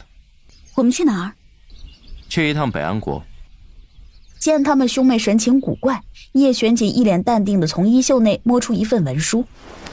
皇上准备和北安国解除一些先帝遗留下的矛盾，所以特派本王去商谈。言下之意，本王是奉命行事。又一本正经地将文书的内容给他们看，尤其是底下轩宇盖上的国印。云清最近身体很虚吗？吃了什么大补的东西，把身体都补坏了？二哥，你哪壶不开提哪壶。人参加虫草，没补死算他命大。我能跳车吗？天黑前在玉林城下的救星镇歇下了。哇，这镇子怎么有点凉飕飕的？进去吧。这家客栈怎么那么冷清呢？可不是嘛，活人一个没有，全让幽灵住满了。不过这话他可不敢和木星泽说。我累了，先休息了。二哥，安神珠，好好休息。谢了啊。哎呦妈呀，这是啥好地方？咋感觉来到了天堂呢？这个镇子阴气甚重，怕是有道行颇深的厉鬼镇压在此。那还能胜得过你吗？你不也是幽灵界扛把子吗？一般一般，世界第3。你竟然能抓到我！告诉我，这里从前发生了什么？为什么要告诉你啊？就你张嘴了，搁这叭啥呢？再不回答，小心我主人让你灰飞烟灭。我们这镇子半年前发生过一件，你们知道风都统吗？知道啊，风长河对吧？这家伙3年前被派遣掌管诸军，是个不可多得的军事人才，但听说半年前得了怪病，突然就挂了。对，就是风长河。半年前他被派驻边境，但是经过此地时突然得了怪病，没过3天便七窍流血而死。他似乎是被人害死的，死后怨气极重，不愿意去转世投胎，便驻足在此地，不断降服这里的幽灵。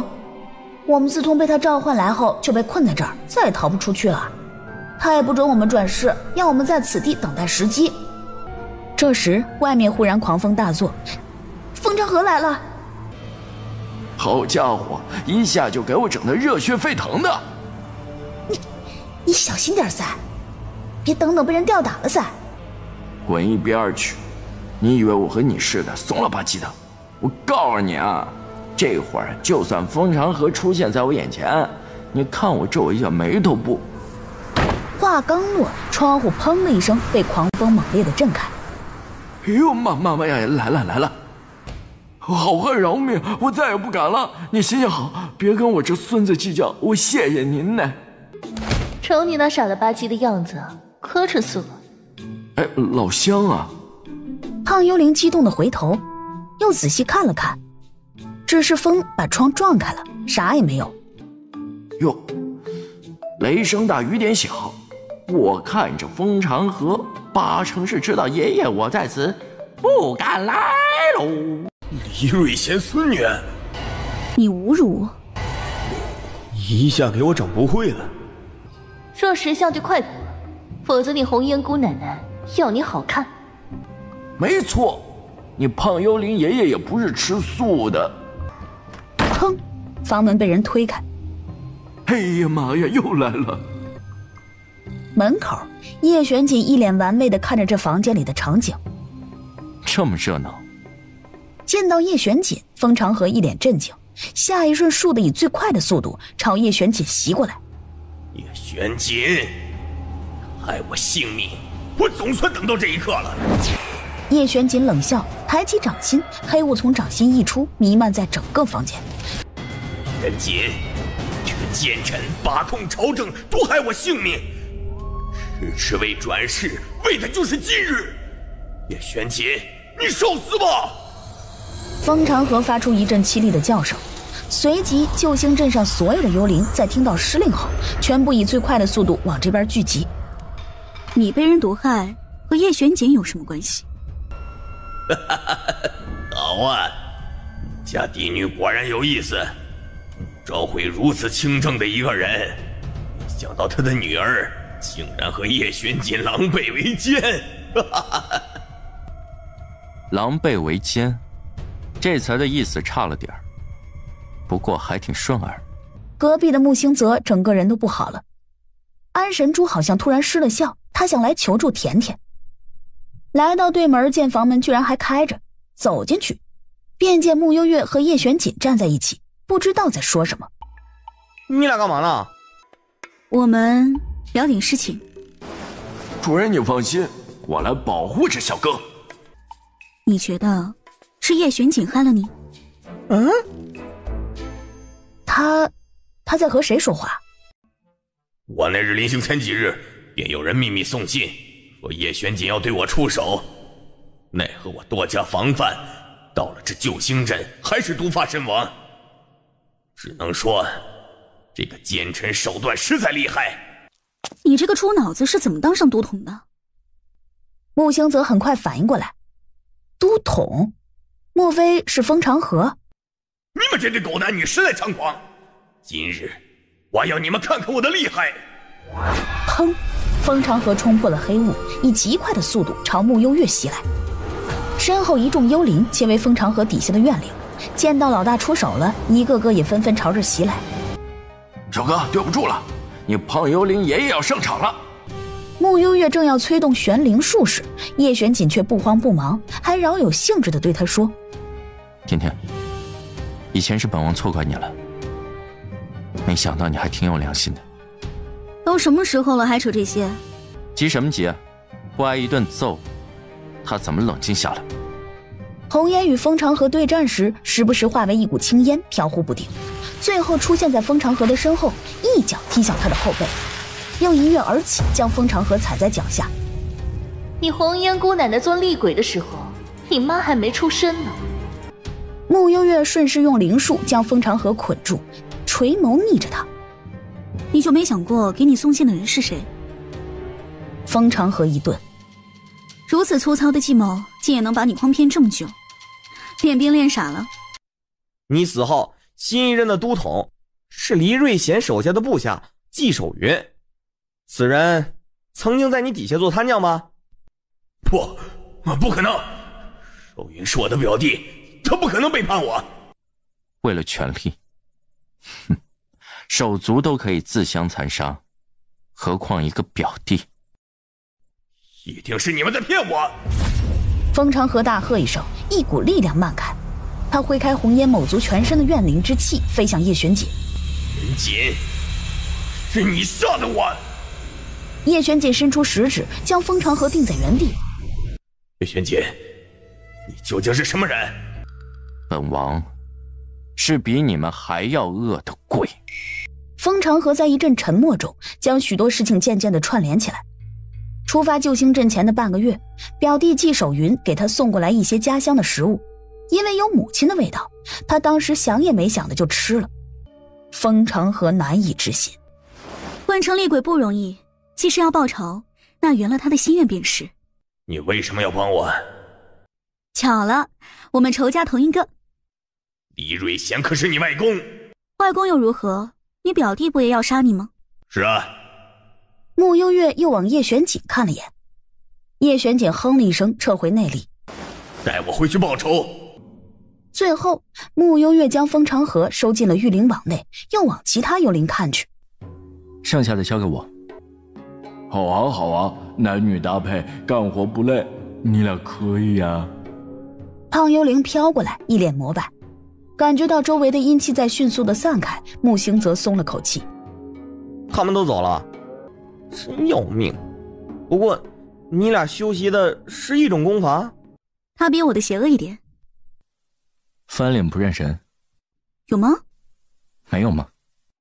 有吗？没有吗？木星则看不下去了，抖了抖身上的鸡皮疙瘩，打算回房间好好的睡一觉。屋内恢复安静。天快亮了，我睡会儿，你回去吧。木幽月下了逐客令，叶玄锦站着没动。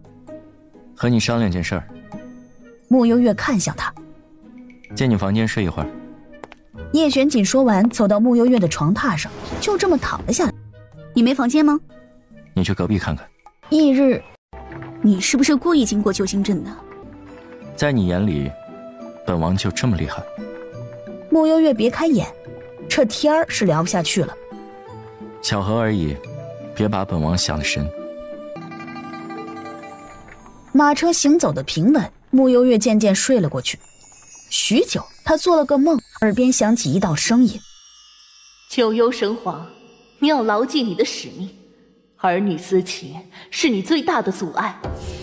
木幽月被这声音惊扰的睁开眼，这时马车忽然一个剧烈的颠簸，停了下来。此山是我开，此树是我栽。要想过此路，留下买路钱。景王殿下，小姐，我们好像遇到山贼了。穆幽月掀开帘子往外看了看。大哥，快看，那小娘们长得真好看。叶玄锦阴着脸睁开了眼，见穆幽月一派淡定地坐着，唇角划过一抹弧度。穆护卫，记得保护好本王啊！睡你的！穆幽月伸手一朵梅花射向山贼脚边，见到这梅花，山贼们一脸大骇。赤血山！与此同时，一道鬼魅的身影忽地闪现在山贼们的面前。姑娘先走，这里交给属下。车夫听后立即赶车离开。死老太婆，看我不把你剁成肉泥！无影圣姑，这厢有礼了。什么无影圣姑？我还雪山姑爹呢！老大，无影圣姑里进来，江湖上赫赫有名的无影怪物来无影去无踪。最主要的，他曾是太清山凤道寨的老大呀！老大，没想到我们还能再见到你。拦我的路，想好后果了吗？不过是个赤血山而已，我们三屠门也不差。兄弟们，给我上！今天要是把这娘们给杀了，回去个个领头功。话落，身后无一人敢动。面前李婶也不愿意与几个小毛贼在这里周旋，实在是掉价儿。视线往那领头羊看去，冷笑一声，闪身上前。在领头山贼还没反应过来时，眼前寒芒一闪，脑袋与身体已经分离。带我去你们的三屠门。没多久，除了第一批山贼外，整个三屠门被屠门。李婶很快追上了穆幽月他们的马车，在马车外道：“姑娘，都解决了。”好，辛苦你了。叶玄锦盯着他，徐徐低笑。本王果然是跟你出来见世面了。装什么呢？不管，反正这一路你得保护好本王。夏季的天色说变就变，原本艳阳高照的天忽然乌云密布，狂风大作。殿下，姑娘，怕是要下暴雨了，前面一段都是泥路，下了雨恐怕不好行走。刚说完，雨点就落了下来，很快变成了瓢泼大雨。往西边走。车夫听后调转了方向。穆幽月又吩咐李婶几句，李婶明白，先一步离开。不多时，马车一路往西走，很快进入到一个地界。地界内设有结界，地界外竖着一块石碑，上面刻着3个血淋淋的大字：赤血山。不好，我们来到赤血山的地界了。穆幽月却掀开帘子，朝着那结界挥了几下，结界打开，往里走。叶玄锦挑挑眉，甜甜真厉害。天气不好，我们今晚在这里留宿一晚。甜甜，你是赤血山老大？穆幽月摇头，不是。刚说完，一道粉色的身影一蹦一跳的从前面跑过来，张开双臂。悠悠回来了，我好想你啊！后面跟着一大帮的人。哎，老大回来了！我去，打脸了！还以为要好久才能见到你呢，没想到你竟然回来了。嗨，悠悠二哥。叶陆言认得穆兴泽，笑着朝他挥挥手。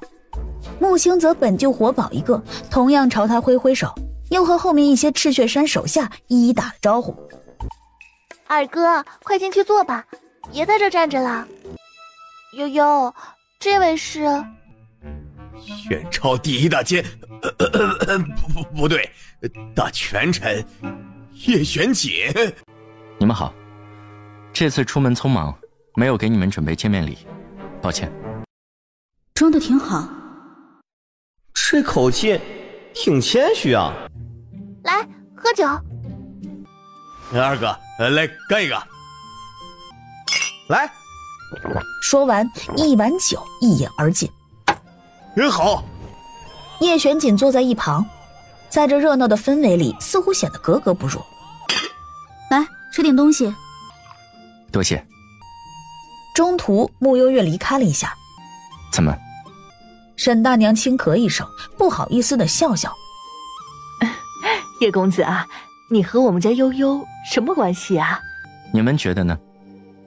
我猜你一定喜欢我们悠悠。别说，还挺般配啊。改明啊，我给你们算一卦，算算你们的八字。所以你们到底是不是那种关系啊？你们猜？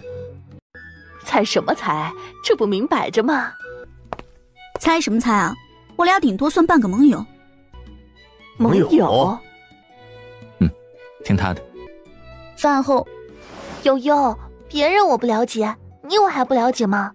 你要是带二哥来这里就算了，若非真正信任交心的人，你怎么可能带他来这儿？小小年纪，胡思乱想什么呢？那你干嘛还帮他夹菜，帮他端水啊？以前在家里，只有我娘才会这么对我爹。两人聊着，一路来到后山的住处。天天，我住哪？以天为被，以地为席，随你睡哪。叶陆言只当是穆幽月拉不下脸。秦王，里面请。多谢。客气客气，这是我应该做的。叶陆言感觉自己机灵坏了。女孩子嘛，有时候适当脸皮厚一些，不会有坏处的。叶陆言，干嘛？你最好没有落到我手里的时候。说完，转身往别处走。啊，你干嘛去啊？我睡你房间。那我呢？你睡走廊。不行不行，我还小呢，我还在长身体，不能睡走廊的。你当你是6岁孩子吗？13岁也是孩子吗？你房间有鬼。你就是那个鬼。可能被你吓跑了吧。这里留给你睡，我睡里边。穆幽月说着，按下房间一个机关。果然是进了土匪窝了。跟你这个大奸臣比起来，怕是差得远吧。彼此。晚安。穆幽月说罢，按下机关，把门给关上了。一墙之隔的叶玄锦就睡不着了。无聊之余，又欣赏了一遍这个房间的摆设，而后又发现枕边还放着一本书，拿起一看，探索人体奥秘。叶玄锦皱了皱眉，随手翻开一页，便是一男一女摆设高难度的姿势。探索人体奥秘，哼，原来这小怪物好这口啊，平时还真没看出来。叶玄锦随便翻了几页，就把书放回原处。思绪涌动间，不禁想起傍晚时赤血山那些人问他那些问题，他和小怪物的关系，坦白说连他也不知道。自从这小怪物回京后，他的日子是日渐有趣起来，但这能扯上喜欢吗？很快，叶玄锦在心底否认，不可能的，他存在这世界是为完成自己的使命，这辈子不会爱上任何人。翌日，穆幽月醒来后，叶玄锦的身影已经不在房间里。走近，发现床头放着一本书，但并不是合拢的状态。伸手拿了起来，脸色微微一变。叶玄锦竟然也好这口，果然是男人。你们平时的生活就是这样的吗？对啊，平时没有接到任务的时候，我们大多都在山庄里面吃吃喝喝的。悠悠二哥，你是不是也觉得我们赤血山就和外界传的一样，动不动就下山杀点人啊？没，我之前虽没有与你们近距离接触过，但我也知道你们杀的大多都是些穷凶极恶的人。我们这些人都是没有家的，如果没有悠悠，我们都是江湖上的亡命之徒，整日活在逃亡之中。我们不轻易杀人，但一旦出手，就是我们的仇人。叶玄锦呢？穆幽月这时走过来，打断他俩的话题。锦王啊，刚刚被那个白发老爷爷缠着，好像去前面了。七叔又在搞什么鬼？啊，这书你看了？穆幽月回眸，一脸疑惑。你忘了吗？上回你回小莲村前，沈大娘说你年纪到了，8成很快就要嫁人了，就说给你准备个礼物，让你带走。后来你提前去小莲村，沈大娘这书也没来得及给你，就先放你床头，等你回来就能看见。怎么样？是不是真的如沈大娘说的，看完醍醐灌顶，血脉喷张？还是说你昨晚已经试过了？小丑竟是我自己，这一个个的怎么都那么不着调呢？来，抽个签。齐叔神神叨叨地拿着一个签筒，让叶璇锦去摇。叶璇锦虽然觉得有些无聊，但看着老人家比他更无聊，也不好意思拒绝。拿过签筒，随手摇了一支签出来。出了签，就见齐叔神神秘秘地捂着。老人家以前是算卦的。对呀，我乃宣朝第一神算子齐花花是也。你想笑就笑出来吧，我不介意的。为什么要笑？我一个大男人，名字叫齐花花，难道不好笑吗？我们那时候家里说，男孩子起个贱名好养活，结果就给我取了个花花。你说说，花花那么娘们唧唧的名字，哪怕给我取个狗蛋也行啊。签子怎么样了？哎呦，哎呦呦呦呦呦，这是一支月老签。签上说天赐良缘，但却情缘不足。古人云，惜福惜缘方可顺遂圆满，但你这里却情缘不足。那如何化解？这个嘛，齐叔伸出手朝叶璇锦比划一下。叶璇锦从衣袖里摸出5张银票，递给齐叔。你等会儿啊，我先开个天眼。情缘不足，需要借助贵人方可圆满，不可见异思迁，否则必遭天谴。切莫固执己见，方可换得百年好合。固执己见，说通俗点儿，就是别死鸭子嘴硬啊。叶璇锦听完一时没回话，这老头好像灵又好像不灵。这时身后有脚步声传来，另一边沈大娘的大嗓门吼了过来：齐花花，你这个糟老头子，说好了帮我看着灶台上的锅呢，我那一锅粥都给熬黑了，一会儿你给我舔干净。要死了要死了，我把这事给忘了。随即立马起身往沈大娘跑去。对不住啊，我刚开了个天眼，把时间给忘了。你又在这糊弄谁呢？我看你是拿屁股开的天眼吧。你咋骂人呢你？给我洗锅去。你先和我道歉。你先和我的锅道歉。你被骗了多少钱啊？见他不说话，穆幽月拍拍他的肩膀，安慰他：没事儿，我也被骗过。他说什么了？叶璇锦对他倒有几分好奇。穆幽月想了想，什么凤凰和鸣必得良缘，还说我成婚后一口气能生3个，一听就是唬人的。恐怕不是唬人的。你严格按照书上的标准，或许真能一口气3个。走了。我不就忘记帮他看锅吗？他竟然让我舔锅底。那你舔了吗？我像是会低头的人吗？后来我答应帮他刷1个月的碗。那我宁愿舔锅底。青兰呐，你今天怎么吃那么少啊？走到叶璇锦的身边。哎呦，锦王来了，快坐快坐。锦王快坐，我给你倒杯水。这一晚上累坏了吧？今天还要赶路吗？要不然再住几天吧。我听到了什么？晚上躺床上睡觉能有多累啊？什么意思啊？昨晚没有空房了，景王就在柴房凑合了一晚。吃完早膳，穆幽月便要启程了。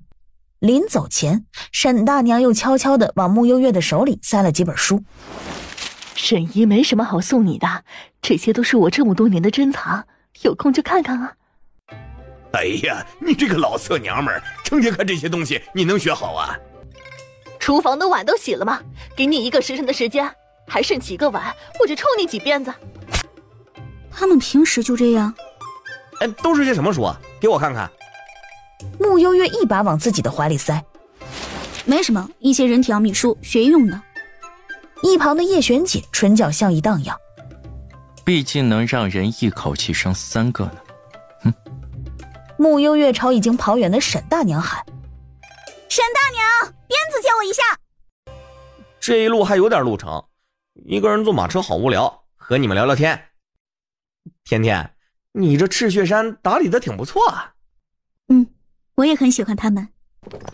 没多久，马车进入利州的地界儿。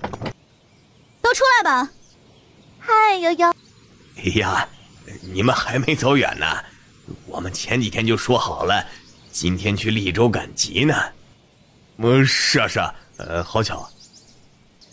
七叔，你的碗刷完了吗？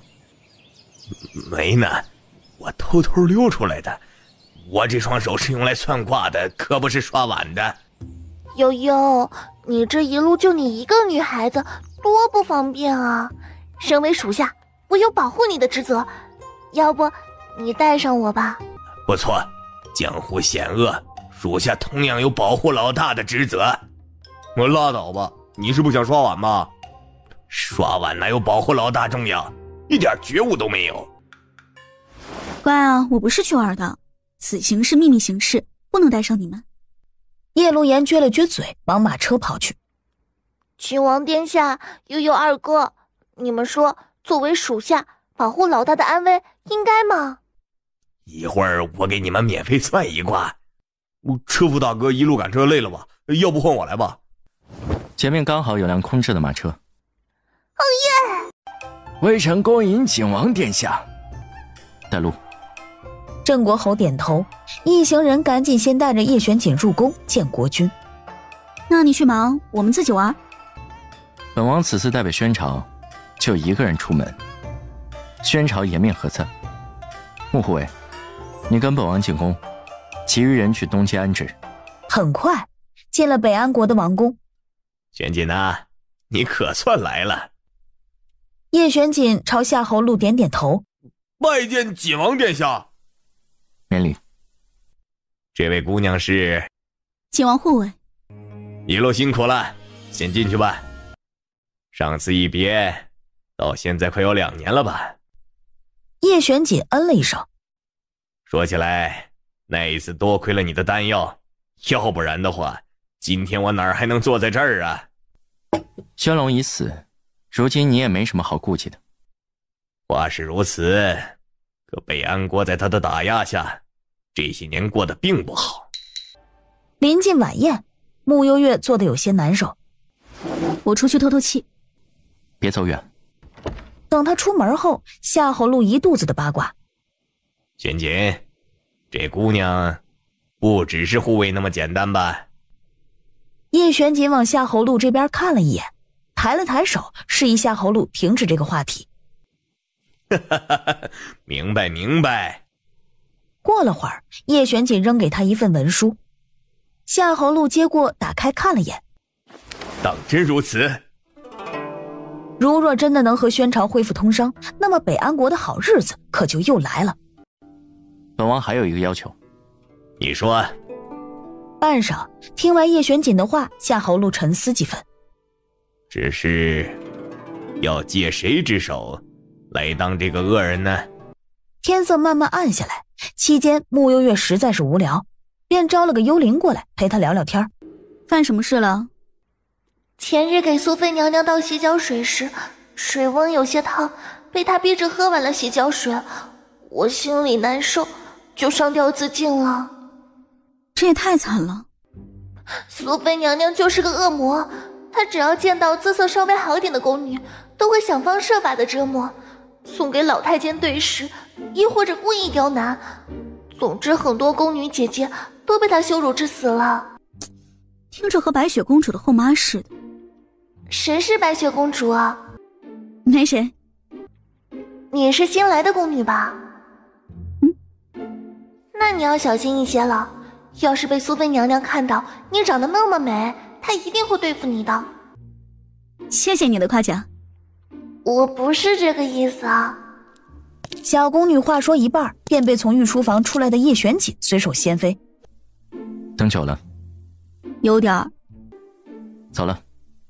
叶玄锦往出宫的方向走。你不是还要参加晚宴吗？不去了。真有你的，走哪儿都挺狂。还不是和你那个土匪头子学的。你用丹药救过很多人，你当本王的丹药是批发的。谁知道呢？我们……叶玄锦刚想问我们以前是不是也见过，身后便响起一道尖锐的女声：“前面那个女的，站住！”穆幽月脚步微顿，看了眼四周，这周围的女的好像就她一个，只不过她凭什么要停下来？叫你站住，听见没有？穆幽月不耐烦地回头看，一个打扮得华丽的女子朝她走近。这时，小宫女又飘了过来。快跑啊！苏菲娘娘来了！我还护书宝呢。穆幽月随手把小宫女挥走。什么宝？苏菲走到穆幽月的面前，只顾盯着穆幽月的脸看，完全忽视身边还站了个叶玄锦。你是哪个宫的宫女？我是你爹。你放肆！苏菲说着就要伸手朝穆幽月扇过来，穆幽月可不惯着她，握住苏菲的手腕，直接将她甩进了月季丛里。来人啊！给我杀了这个女人！一旁，叶玄锦听到这聒噪的声音，抬了抬手，整片月季花丛忽然紧紧地锁住苏菲，将她缠在里面动弹不得。玄锦，恶人给你找到了。好，甚好。还不快把苏菲娘娘扶起来！场面一团乱的时候，叶玄锦已经拉着穆幽月离开。你又酝酿什么坏水呢？叶玄锦这会儿心情不错，伸手捏了捏她的脸。还是你最了解我。你们都别笑啊，我算的卦都是看长期的，短期你们看可能觉得不准，时间久了就会发现了。所以这就是你以前经常被人砸臭鸡蛋的原因。哎呀，那是他们没耐心，就觉得我是个骗子。笑什么呢？刚刚齐叔给你二哥算了一卦，我们快笑死了。说什么了？穆二少摇了2支签出来，我就一并看了。一支是关帝签，签上说时运未通，唯有守旧待时，时运一到，自然名成利就。通俗点说，就是穆二少目前守着眼前便好，继续做个闲散之人，待将来把握好时机，等待他的就是高压万人之势。这不挺好的吗？这支是挺好。另一支是月老签，穆二少这情路坎坷呀，必凭父母之命、媒妁之言成婚，良心不悦，强求无益。那正缘呢？齐叔说二哥的正缘会是地里挖来的，我们刚才就在笑这个，难不成二哥娶的是个萝卜？你们别笑啊，我的卦真是这么说的。你们吃饭了没有？我去给你们做饭吧。悠悠二哥，齐叔的话随便听听就好了，别往心里去。我们所有人都被他拉着算过，目前没一个灵验的。这么不靠谱啊？那是，他之前算我会当官呢。我一个杀人不眨眼的土匪，不被抓进牢里就不错了，当哪门子的官啊？不好意思啊，好久没做饭，手有点生，想了半天不知道做什么好，就做了老大之前教我的蛋炒饭。你们先吃啊，我去睡了。今天算了2支签，哎呀，这把我累得脑浆都打结了。吃了一口的叶玄锦同样皱眉，略带幽怨的目光看向穆幽月。这是你教的？是啊，就是这个味道，我爱吃。那我看着你吃。忽然不太饿，不想吃了。穆幽月拒绝吃下这碗咸蛋超人饭。累了，我去休息了。说完，以100米冲刺的速度消失在叶玄锦的眼前。没多久，穆兴泽走了出来，说起一些正事儿。北安国国君靠谱吗？无所谓，玩一场游戏而已。你们怎么都不吃啊？这是你妹妹的秘方，你吃吧。真的假的？甜甜还会做饭呢。穆兴泽拿起筷子吃了一大口，整个人忽然僵住。告辞。深夜时，所有人都睡下，唯有叶玄锦还坐在庭院里。不多时，一道黑影闪现。殿下，夏侯禄晚宴过后，单独召见了丞相苏永忠以及将军苏永义，又晋升苏妃为苏贵妃。方才苏永义已经连夜飞鸽传书了。继续盯着。是，殿下。翌日，悠悠，这个香糯小米糕真好吃啊！穆幽月走了一会儿，余光瞥见一抹熟悉的身影。你先自己玩会儿，我去就来。昨日在王宫见到你时，还以为认错人了，没想到真的是你。你这个太傅倒是清闲。面前这人乃是北安国史上最年轻的太傅石冕。那位景王进了宫，国君没空搭理我们，我自然落得个清闲。倒是你，怎么做起人家的护卫来了？欠他一个人情罢了。是吗？我看不是这么回事吧。你先来怎么样？托你的福，一切都好。前不久见过师父一次，他老人家很是想念你。师父有些担心你，你若得空，不如和他报个平安。他虽表现得对你很是放心，可毕竟你是他的心头肉，他老人家嘴又硬，从不在你面前表现出来。晚点帮我送封信给他。好。昨夜你被苏妃欺负后，国君后来单独召见过苏家两兄弟，又晋升了苏妃，只怕那位靖王在替你做些什么。那人似乎不如传言那般不近人情。以前没发现你那么八卦，以前也没发现你会委屈自己做个护卫。老大呢？怎么不见了？不知道啊，刚刚突然神神秘秘的就跑了。该不会遇到相好的了吧？怎么可能？这里可是北安国啊！有什么不可能啊？咱们老大深藏不露，长得又漂亮，想娶她的人呐，恐怕得排2条街。不止。这时，一辆马车停在眼前。他人呢？面前4人均表示不知。我们还是去找找吧。木星则觉得干等也不行啊。走了没一会儿，叶陆言忽然咦了一声，指了指前面的茶楼。茶楼内，穆幽月先走了出来。走出来没多久，一身官服的石冕也走了出来。还真有相好的。我就说吧，喜欢我们老大的人能排2条街，你们还不信？那小子看起来斯斯文文的，我们老大倒是很般配。瞎说什么呢？我们老大的男人不是在这里吗？穆幽月也见到了他们，朝他这里走来。走近时，便听叶玄锦阴阳怪气的出声：“还挺受欢迎。”你以为呢？穆幽月顺着他的话说。穆星泽有些担忧的走近，低声对穆幽月说：“这好像不太行啊，北安国太远了，爹爹恐怕不舍得你远嫁呀。”你们一个个想象力真丰富啊！回到东街时，才刚到午时。一进门，穆幽月见到里面的2个人，有些诧异。云清云蝶，你们俩什么时候来的？刚到。他怎么好意思说他和云蝶是特意晚1天出发的？殿下。2人又唤了一声叶玄锦。叶玄锦略略颔首，收拾一下东西，回城。这么快啊？这来的也快，走的也快。临走前，穆幽月想说什么，找了纸笔开始写书信。身后好几个人见他写得很投入，表情又特别严肃，一个个好奇地凑了过来。就连叶玄锦余光也朝着他的书信上瞥着。当触及到书信内容时，眉心微微皱起，身旁其余的人也都看呆了。这么玄幻的吗？书信上：爸，我知道你想我，但我也很想你。等我忙完这段时间就回来看你，记得照顾好自己的身体，乖一点。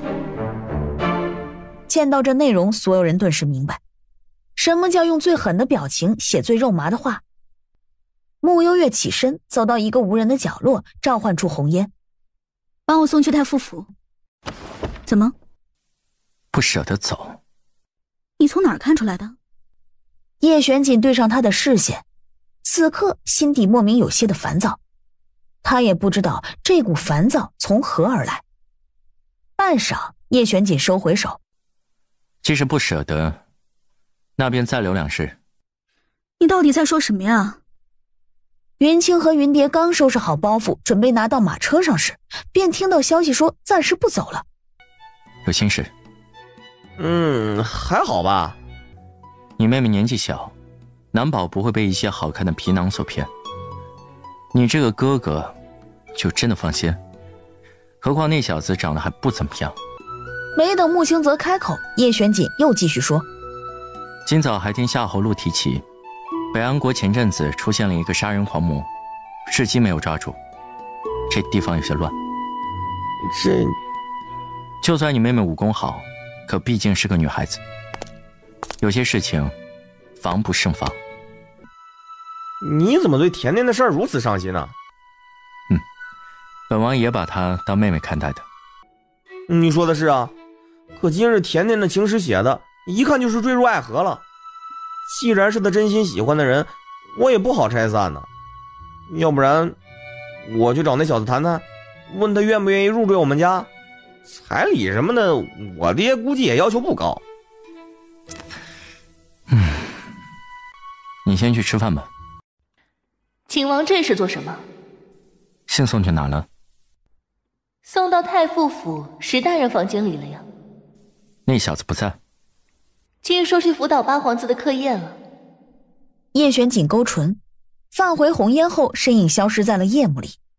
没多久，那封肉麻的情书被叶玄锦塞回了衣袖里，取而代之的是另外一封新的情书。你喜欢白天那个小子？怎么可能啊？那你不喜欢他呀？那你白天那封信是给谁的？我告诉你，你不许说给别人听哦。穆星泽点头，侧耳过去，给我师父的。师父？男的女的？一个女的。穆星泽彻底放心了，干笑了几声。原来是这样啊。保密哦。放心，打死不说。翌日一早，说好的多留2日，时辰又缩短了，直接回城。3日后，一座山头上，师父，这是师妹留给你的信。石勉将穆幽月送来的信原封不动地递给眼前的人。他还舍得给我写信呢。说归说，拆信的速度比谁都快，边拆嘴里边念叨：我看看这小兔崽子给我写了些什么。师妹和师父最像，都是嘴硬心软之人，平日里又惯爱对师父撒娇，这信上怕都是一些黏糊糊的话。这个小兔崽子，我看他皮痒了吧，存心气死我呀！怎么了？你自己看。女子气得把信纸扔给了石勉。石勉一看，面色也有些错愕。这信上写道：管好你自己，不要沉溺我，我是你永远得不到的仙女。我看他是下山久了，翅膀硬了，欠收拾。我要下山。师父，我倒是要亲自问问这个兔崽子，到底谁才是仙女？回城的速度快，在经过赤雪山时，悠悠，我能不能和你一起去京城啊？你就说我是半路买来的丫鬟，行不行嘛？不行，京城有人见过你了，太危险。叶露言这个鬼灵精早就想好了对策，直接一块疤往脸上一贴。怎么样，丑不丑？丑得令人发指。丑得好美。这什么破词儿啊？就是丑得天崩地裂的意思。你就带上路言吧，平日里2个女孩子也有照应。谢谢悠悠二哥。行吧，你跟我一起。好嘞，进京后我就是你街边买来的小丫鬟，你们叫我小叶就行。要不也带上我吧？你们可以叫我老齐。话落，鞭子挥舞声在耳边响起。齐花花，你可算回来了！水池里留了那么多的碗，你是准备吃掉吗？我现在就去刷。赤雪山和我想象中真不一样啊。晚点会有一群人进皇城，你留在此地盯着。啊？我盯着的作用是？云蝶一起。送佛送到西，穆护卫，你过来。叶玄锦朝穆幽月看去，穆幽月简直日了狗了，就你这个大奸臣，事情最多。穆幽月刚坐进马车，抬眸便见叶玄锦手里拿着他之前买的那个桃花香包，放在手里把玩。也不知道是故意的还是干嘛，绣着字的那一面对着他，相见恨晚，生死相许。你能不能别看了？你不觉得这香包越看越好看吗？叶玄锦逆着他，唇角带着几分浅笑。只有你觉得。回京后还要来点刺激的吗？不要刺激。你确定？话刚落，马车忽然一个剧烈的颠簸，穆幽月坐的这一边直接往对面倾斜。穆幽月一时没防备，整个人往对面的叶玄锦摔了过去，直接扑到了叶玄锦的怀里。两人脸颊的距离贴得特别紧。穆幽月轻轻转头，只稍稍动了一下，耳坠轻轻地擦过叶玄锦的唇角。突如其来的皮肤接触让两人都顿了一下，空气中一阵诡异的安静。原来甜甜想要这样的刺激，让本王牺牲一下自己倒也不是不可。穆幽月直接伸手捂住了叶玄锦的嘴，一个警告的眼神瞪了过去后才松开叶玄锦。甜甜脸皮薄，本王不说了。我能骂脏话吗？可以。重新坐了回去，穆幽月掀开马车的窗帘，往外看着风景，可右耳却一阵阵的发烫，让他不自在的伸手摸了摸。在他看不见的角落里，叶玄锦同样指尖轻轻触碰着嘴唇，看着面前的穆幽月，笑而不自知。一路上两人都没再怎么说话，可围绕着两人的那股异样的气息却一直没有消散。回到幕府，我昨天刚教会皇上一套飞虎拳，怎么样？你爹我厉害吧？那是皇上领悟力好。我去你的！你是没有看见我那天在大街上宰陆永会的样子，你二哥都快崇拜死我喽。老爷，二少爷和小姐回来了。真的呀。没多久，穆相就和穆幽月以及穆兴泽进门了，身后还多了个丑丫头。这姑娘是？在利州时，奴家卖身葬父，多亏了穆小姐慷慨相助，奴家以后生是穆小姐的人，死是穆小姐的鬼。说完又朝穆相一鞠躬。大人好，奴婢名叫小叶，以后是穆小姐的贴身婢女。哦，你好啊。甜甜，你先带小叶去安顿一下吧。你们怎么这么快就回来了？小莲村怎么样？好玩不？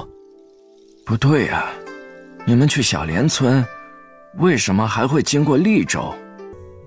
是这样的，甜甜说小莲村那位于伯伯最喜欢吃利州产的青花酥，所以我们特意绕了路过去的。那得兜不少远路啊。是啊，这不甜甜一片孝心没办法吗？不愧是咱们甜甜，有情有义，我这个当爹的深感欣慰。穆景玉差点笑出声，还真是一个敢说一个敢信呢。等穆相走后，二哥，你和甜甜之间小秘密挺多呀，有吗？刚刚那个丑丫头也不是普通的丫头吧？女孩子的事儿你别多问啊。哦对了，你那里可有关于前任都统封长河的记录了？有啊，不过这人是突发恶疾身亡，记载的倒是不多。带我去看看。现在？不然呢？出于院。以后这个就是你的房间。谢谢悠悠。两位姐姐好，我叫小叶，以后有什么事情可以随时吩咐我。不用不用，小叶，你只需要照顾小姐就好。这是给你们的见面礼。红间紫竹直接傻了。这时外面有家丁跑过来。红间、紫竹，小姐秋日的衣裳定做好了，你们快去取吧。我们马上去。那什么，我去就好了。呀，掉了。哪来的丑八怪？走路没长眼睛吗？你长眼睛了，你还撞我？放肆！一个奴婢敢这么和二小姐说话？我虽第一天来府里，可也没听过丞相大人害过二女儿呀。这位大姐，你是得了失心疯，成日在这里意淫吗？你实在大胆！你给我跪下！彩兰，这贱丫头以下犯上，给我掌嘴！彩兰上前做事就要扇叶露言，叶露言要是会吃亏，那就不叫叶露言了，当即扯着嗓子大喊起来：来人呐！救命啊！要杀人了！大叫声很快吸引了很多人过来。傅姑娘，小叶是小姐的贴身婢女。怎么，慕幽月的婢女就不是婢女了吗？彩兰，你还愣着干什么？两个一起打！话刚落，面前一阵厉风袭来，傅蕊忽然感觉两个脸颊被厉风狠狠地抽打了一下。啊，小姐你的脸！贱婢，你敢打本小姐？这位小姐，我两只手都包着衣服，我又没长第三只手，怎么打你啊？丑八怪，你给我去死！夫人，今日被这般羞辱，我不想活了。小叶呀，你别难过，身体发肤受之父母，这不怪你。义父，是这个丫头先撞了我，还对我百般言语羞辱。是吗？刚刚小叶抱着一堆衣服往前走，是傅姑娘撞上他的。不是的，义父。还不快向小叶道歉！我道歉。对不起。大声点，听不见。小叶，对不起。没事的，您是主子，不用和我一个下人道歉的。况且你刚才也没说错，我的确是个丑八怪。回你的荷香院，抄写静心诀500遍。义父，蕊儿，不要再让我失望了。木相走后，周围也都散去。你别得意的太早。夫人，你还真是不见棺材不落泪啊！你要做什么？杀了你啊！吓你的啦，怎么那么不惊吓？好了好了，小姐别气了，刚刚给你领了好多漂亮的新衣服，快回去试试吧。好自为之。慕幽月、慕朝晖，这是你们逼我的，我要你们慕家每一个人都不得好死。风平浪静的过了3日，一日夜晚，一支信鸽从荷香院飞出，没多久便被拦下了。翌日，朝堂，蒋公公宣布一道旨意，宣朝恢复与北安国通商。皇上，中书陆永会在外求见。陆永会自从被贬为从七品小官后，连上朝的资格都没有。这会儿是早朝时辰，有事儿等皇上退朝再议。陆中书，他要弹劾丞相大人。轩辕有些拿不定主意，看向叶玄锦。叶玄锦抬抬手，示意文萧放人进来。微臣陆永会拜见皇上。陆中书，你扰乱朝堂秩序，该当何罪？微臣自知不该贸然打断皇上，但是微臣刚刚发现了一件天大的事儿，因此微臣必须要站出来揭穿真相。叶玄锦手撑着脑袋，挑挑眉。哦，说来听听。微臣掌握了关于丞相穆朝晖这些年私下受贿、勾结地方官员、贪赃枉法的证据。哎，陆中书，说话可要负责任啊！你知道你在说什么吗？微臣没有十足的证据，自然不敢贸然来这儿。不仅穆朝晖这些年来贪赃枉法，就连他的儿子大理寺少卿穆景玉也是受贿不断。这件事儿是丞相府的人亲自揭发的，还请皇上即刻带人前往丞相府搜查穆朝晖的罪证。叔叔，你看这事儿，让昆王带人去查。让我去？哎，不是，这种搜查的事儿也不归我管呢。不还有大理寺的人吗？再不济京兆府尹的人呢，实在不行刑部也行啊。昆王，请吧。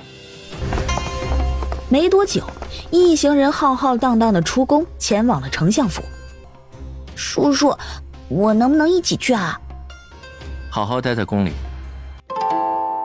宫外，丞相府很快被大批的禁卫军给包围。走。是。后院，府里来了很多禁卫军，正在到处搜查。让他们搜吧。这时，出云院的门被人推开。穆小姐，文统领，搜吧。文潇笑了笑，假模假样的四处看了看后，对身后的其余人说：“这里没问题。”没多久，宣坤亲自带着人在木相的房间里面搜到了一些账本以及一些银票。丞相大人，你还有什么话说？陆永慧最是得意，翻了翻账本。这一笔笔，可都是平时中饱私囊的记录啊！这最小的数目也都有1万两白银，难怪丞相大人活得风生水起的。还有这银票，上面还刻着天妖国的印章。看来丞相大人不仅受贿，私下还和天瑶国有着来往，也不知道丞相大人究竟是何居心呢？莫不是想通敌叛国？本王奉了皇上的命令，前来等待结果。你们继续。景王殿下，方才我们已经搜到了穆昭辉贪污的账本以及天瑶国的银票。哦，是吗？请景王殿下过目。陆永慧把账本递上，叶玄锦接过，随意翻了2眼，又往陆永慧看了看。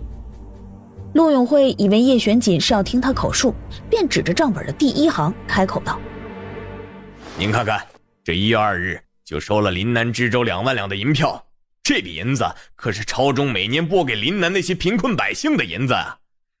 还有这4月7日，又收了当地官员1万5千两银子，这是朝中治理当地水患的钱。还有这6月。”陆永慧说着说着，背脊忽然一凉，面上的表情由先前的胜券在握，面面变成了惊慌、诧异，最后变成了惊恐，整个人僵在原地。继续说呀，怎么停了？陆永慧第一时间看向了傅蕊，傅蕊回避他的目光。怎么回事啊？哑巴了？你继续念呢。最后，宣坤索性抢过账本，仔细看了眼，也愣了愣，没过脑子脱口而出：“陆永辉，这不你的字迹吗？”“什么情况啊？不是说我父亲贪污吗？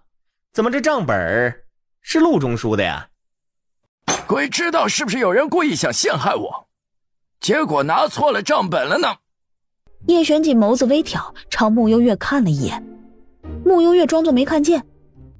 叶玄锦轻笑：“那这天瑶国的银票是怎么回事？”“北天钱庄存去。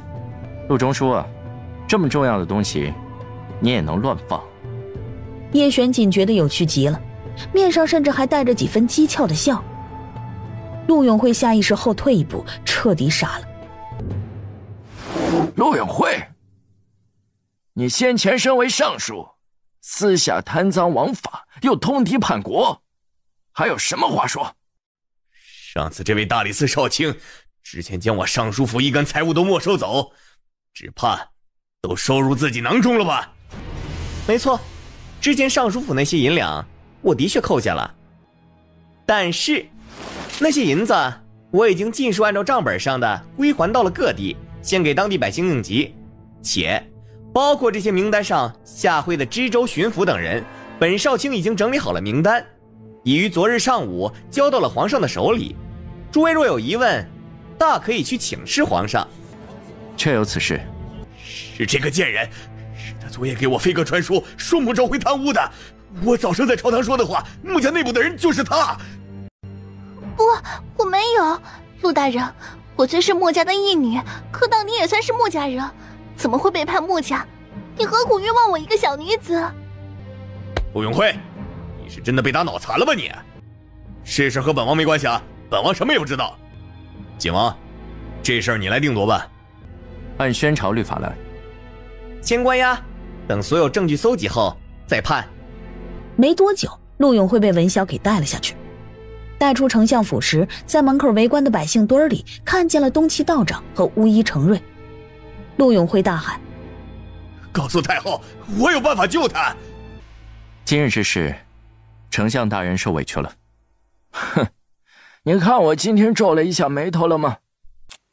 秦王今天辛苦了，小姐刚刚说要请你吃顿饭。也不是不行，那就麻烦穆姑娘了。小姐快出门吧。眼看着穆幽月和叶玄锦一起出了门，穆相一脸的问号。等会儿，天！哎，爹，事情还没完全结束呢。义父，这件事情是蕊儿自作主张了。上次蕊儿外出，半路陆永慧找到了我，他说我不过就是个管家之女。如今月姐姐回来了，义父更加对我不上心了，让我早点谋划其他的路。可是这几年义父对蕊儿的好，蕊儿一直铭记在心，早已将自己当成穆家的一份子，又怎么会轻易被陆永慧骗去？但陆永慧最近实在嚣张，蕊儿便想以其人之道还治其人之身，所以昨夜用信鸽通知了陆永慧。义父，对不起，是蕊儿太冒失了。差不多得了，演给谁看呢？二少爷一贯不喜欢我。你这样的人，有让人值得喜欢的地方吗？义父，你的小算盘打得挺好。今天这事儿，如若陆永慧带人来查，的确什么也没查到，你便可以向我们表一次忠心。但若陆永慧留有后手，最后倒霉的也是我们穆家，而你照样可以抽身。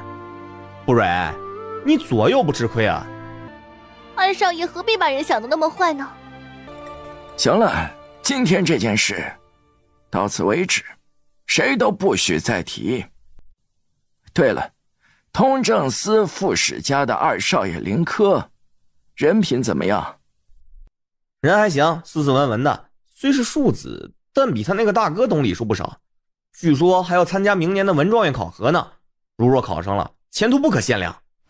爹，你问起林科做什么？上回林副使和我提过一嘴，说林科在太后娘娘的寿宴上看上了蕊儿，但当时蕊儿又没有及笄，我就没放在心上。现在蕊儿明年也就及笄了，如果林科这人靠谱的话，我想这未尝不是一门好姻缘。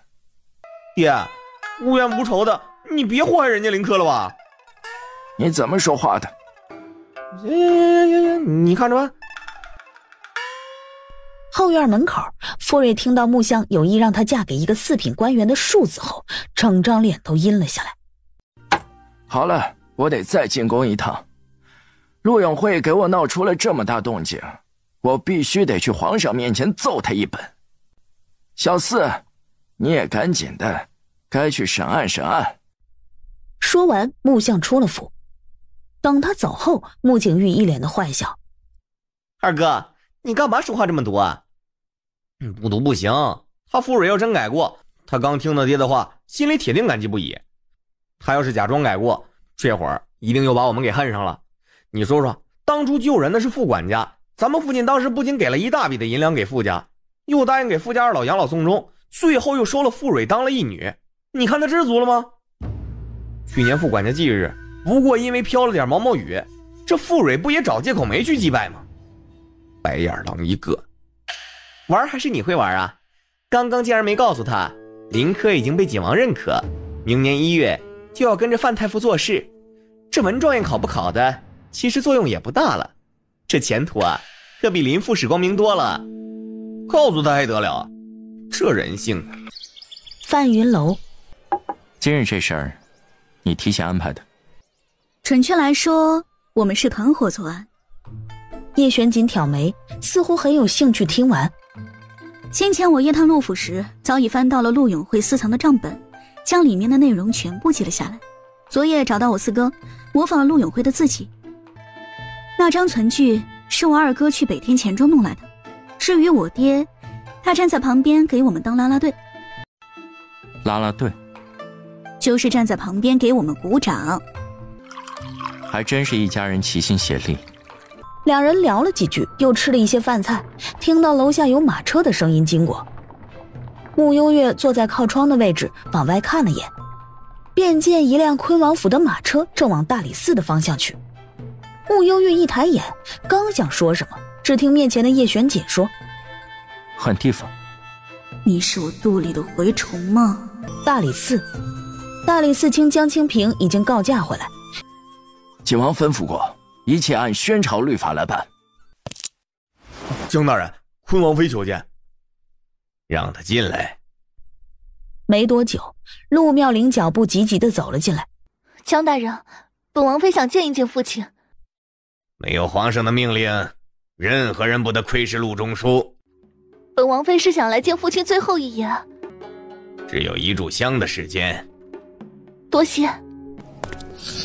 妙龄，爹，你不是一直叫我别轻举妄动吗？你看看你这做的什么蠢事！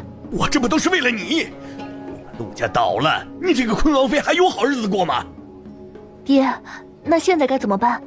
你还有办法出去吗？宣坤那边怎么说呀？他回府之后就对我一阵臭骂，你还指望他吗？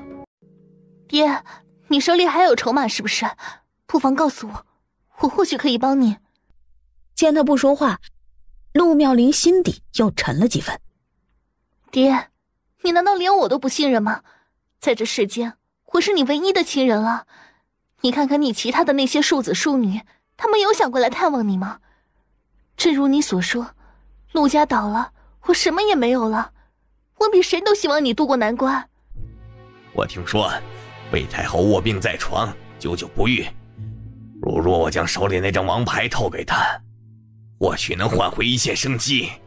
果然如此，爹想借着穆幽月的血来换活命的机会。爹，还是你聪明，这样的话，太后一定会放了你的。是啊，你现在赶快进宫去见太后。爹，我知道这朝玉湿冷无比，刚刚来之前特意去了一趟医馆。说罢，指尖多了一颗黑色的药丸，递到陆永慧的嘴边。陆永慧面色一惊，而下一刻，陆妙龄已经掐住他的下颚，用尽全部的力气，将药丸喂进了陆永慧的嘴里。生不为己，天诛地灭，这是你教我的。母亲已经为我牺牲，如今你也帮我一次，又有何妨？趁着陆永慧还有一口气前，迅速地离开了牢房。在他跑出去后，斜对面一间幽闭的牢房里发出一道不可思议的低笑声。儿臣见过母后。你怎么来了？听说母后病了，儿臣一直记挂在心，便来探望一下母后。你爹这回惹了大麻烦，你难道不是来为他求情的？儿臣的确是想给父亲求个情，希望能够放他一条生路。想要生路，得看他自己本事才行。罢了，看来哀家得亲自去见一见他才行。郑府统领，你来扶哀家。一旁的郑建台上前，一只手刚要掀开纱幔时，窦嬷嬷带着一名暗卫走了进来。启禀太后娘娘，刚才大理寺那边来报，陆永慧服毒自尽了。什么？不可能！怎么会这样？你一定是在骗我的，是不是？大理寺卿方才已经紧急入宫面见皇上了，此事千真万确。我爹怎么可能自尽？他一定是被人谋害的，一定是大理寺的人，他们草菅人命。荒唐，简直荒唐至极！去给哀家查一下，叶玄锦和穆家那些人今天都去了哪儿？陆妙龄，你爹被押走前曾授意东岐道长进宫，说他有办法治哀家的病，你可知道一些什么？我不知道，父亲他平时许多事情都不会告诉我。母后，一定是穆丞相他们做的。前不久穆昭辉便在大街上对父亲大打出手，说不定是父亲知道了他的把柄，他联合大理寺少卿穆景玉对父亲下的毒手。让江清平来见哀家。陆中书被发现时的确已经气绝了，大理寺的仵作在一番查验后断定是死于最常见的针毒，借着针毒被制成了药丸，十分的方便携带。在这期间，是否有人见过陆永慧啊？无人见过陆中书。话一出，就连陆妙龄都怔住了。江金平为何要帮他？可恶，可恨！难道普天之下就无人能治哀家的病了吗？东岐道长将江金平和陆妙龄的互动尽收眼底。东岐道长呢？程瑞呢？程瑞入宫前得到天瑶国急报，现在已经动身回天瑶国了。小四，到底怎么回事？不知道，我去大理寺的时候，江大人已经处理好了陆永会的后事。陆妙龄那边怀着孕，说不沾此事，给了江大人一笔银子，让他帮忙安葬陆永会。哦，也就是说，除了江大人，没人见过陆永会的尸首了。父子俩又聊了几句，见穆幽月和叶陆言从外面回来，穆相赶紧跑过去。甜甜呀，你怎么现在才回来？这都天黑了，你不会和叶玄锦一顿饭吃了一下午吧？我和小叶饭后四处逛了逛，这些都是我和小姐一下午的成果。下回请她吃饭，就在家里请就好了，又不是没有厨子，你单独和她出去吃，多危险呢！我知道了，爹爹。那就好。对了，陆永会死了，你知道吗？刚刚回来的路上听说了。这老畜生就这么死了，真是太便宜他了。丞相大人，还没吃晚饭吧？刚刚小姐给你买的桂花糕还热乎呢。甜甜给我买的呀，那尝尝。穆相被稳住，一旁穆幽月走到穆景玉的身旁，小声地问：四哥，怎么了？大理寺最北面一间封闭的牢房，关的是谁？穆幽月压低了声音。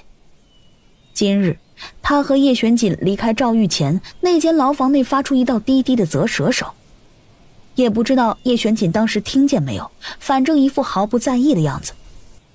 恒王。穆幽月这一天有点累，正要去休息时，宫里来人了。穆小姐，太后娘娘有请。这都好晚了。太后娘娘重病，方才已经请了穆太医前去诊治，这会儿想请太青山神医穆姑娘一起搭把手。是吗？那就进宫瞧瞧吧。爹，四哥，我先进宫了。怎么办？不会出事吧？以甜甜的本事，应该不会有事的。不是，我是担心太后啊。别慌，甜甜就算忍不住，还有三哥在呢。三哥虽不如甜甜这位太青山神医名声响亮，可毕竟也是拜在高人门下的。不慌，不慌。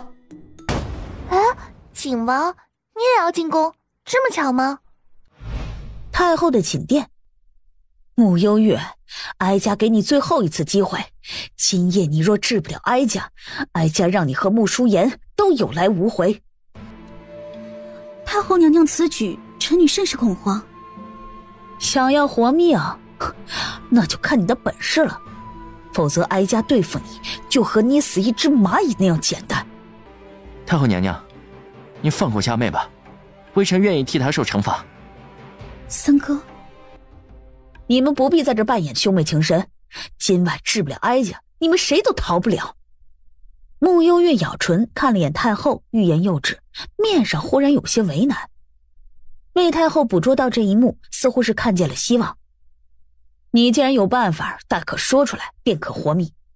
你也不想你三哥因你而死吧？太后娘娘应当是受了什么反噬，才会突然变得如此。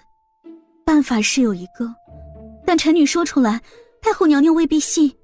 何况这个办法，在旁人看来，定是歪门邪道，而且也十分的残忍。说来听听。此乃我多门钻研出来的办法。太后娘娘遭到邪功反噬，体内之血已然变得不纯，需得世间最纯之血，方可攻破。何以？寒梦山的雪莲最是纯净滋补。太后娘娘需要找一个每日服用寒梦山雪莲的孕妇，每日取其身体一口血饮下，连续9981日便可痊愈。甜甜，这也太残忍了，不可如此。三哥，所以我说这是个歪门邪道。此言当真？当真。不过这每日饮用寒梦山雪莲的孕妇极为难找，通常只有显贵人家才有这样的条件。穆太医，太医院每个月都会进一批寒梦山的雪莲，你可知道有时每日进补寒梦山雪莲？快说。的确有那么一人，只是那是昆王妃啊。昆王妃每7日便会让王府的侍女来太医院拿走7天的雪莲。昆王妃玉体尊贵，又怀着昆王殿下的孩子，怎能每日取血给太后娘娘呢？除此之外别无他法，最快3日见效。窦嬷嬷去请昆王妃。深夜，当陆妙龄进宫时，恰好撞见了慕幽月。昆王妃保重啊。请母后恕罪。你是否每日服用寒梦山的雪莲？陆妙龄不知是何意，下意识的点头。很好。下一刻，陆妙龄忽然被人按倒在地，窦嬷嬷亲自上前找了一把匕首，用力割破了陆妙龄的手指。母后，你这是要做什么？我怀了身孕，你不能这样。面前，魏太后没有回应他，而是接过琉璃盏，将里面的血一饮而尽。静坐了一会儿，魏太后神奇地发现，堵在胸腔口的疼痛竟然舒缓了许多。你回去吧，明日再来。母后，我还怀着身孕呢。哼，哀家当然知道了，但你得记住了，在哀家痊愈之前，好好保护你肚子里的孩子，否则哀家第一个弄死你。三哥好久没有回家了，什么时候回去啊？再过2日便是假期。那我们等着三哥回来。好，三哥给你带果干回来。谢谢三哥。不早了，早些回去吧，别让爹爹担心了。三哥再见。哦，小叶，你这个疤哪儿弄来的？还挺真的。我自己做的呀。手还挺巧的，比那谁强多了。谁啊？不说了，他来了。你怎么在这里？看风景。那我不打扰你了。和你一起走。叶玄景跟在他身旁。慕幽月有一搭没一搭地问：你不看风景了？有什么好看的？那你刚刚还看了那么久。刚刚好看，现在不好看。行吧。你先跟我来。他们平时都这么聊天的吗？是啊，通常咱们殿下话多一些。哦，真是为难景王殿下了。帮我个忙。什么？陪我去个地方。啊？慕幽月半路准备下马车时，马车竟然先停了下来，探出头看了眼，很快缩了回去。我去，他没看错吧？叶玄锦一脸问号。也往外看了眼，当见到满大街都是狗时，面色也略微诧异。捅了谁家狗窝了？慕幽月整个人都不好了，条件反射地摸了摸手臂，已经全部泛起鸡皮疙瘩。慕幽月也不好意思开口让叶玄锦送，准备用轻功回去，飞身刚上屋顶，入眼之处见屋顶上都趴着几条狗时，又缩回了马里。叶玄锦一脸戏谑地看着他：怎么不舍得离开本王？麻烦景王殿下送我回府，谢谢。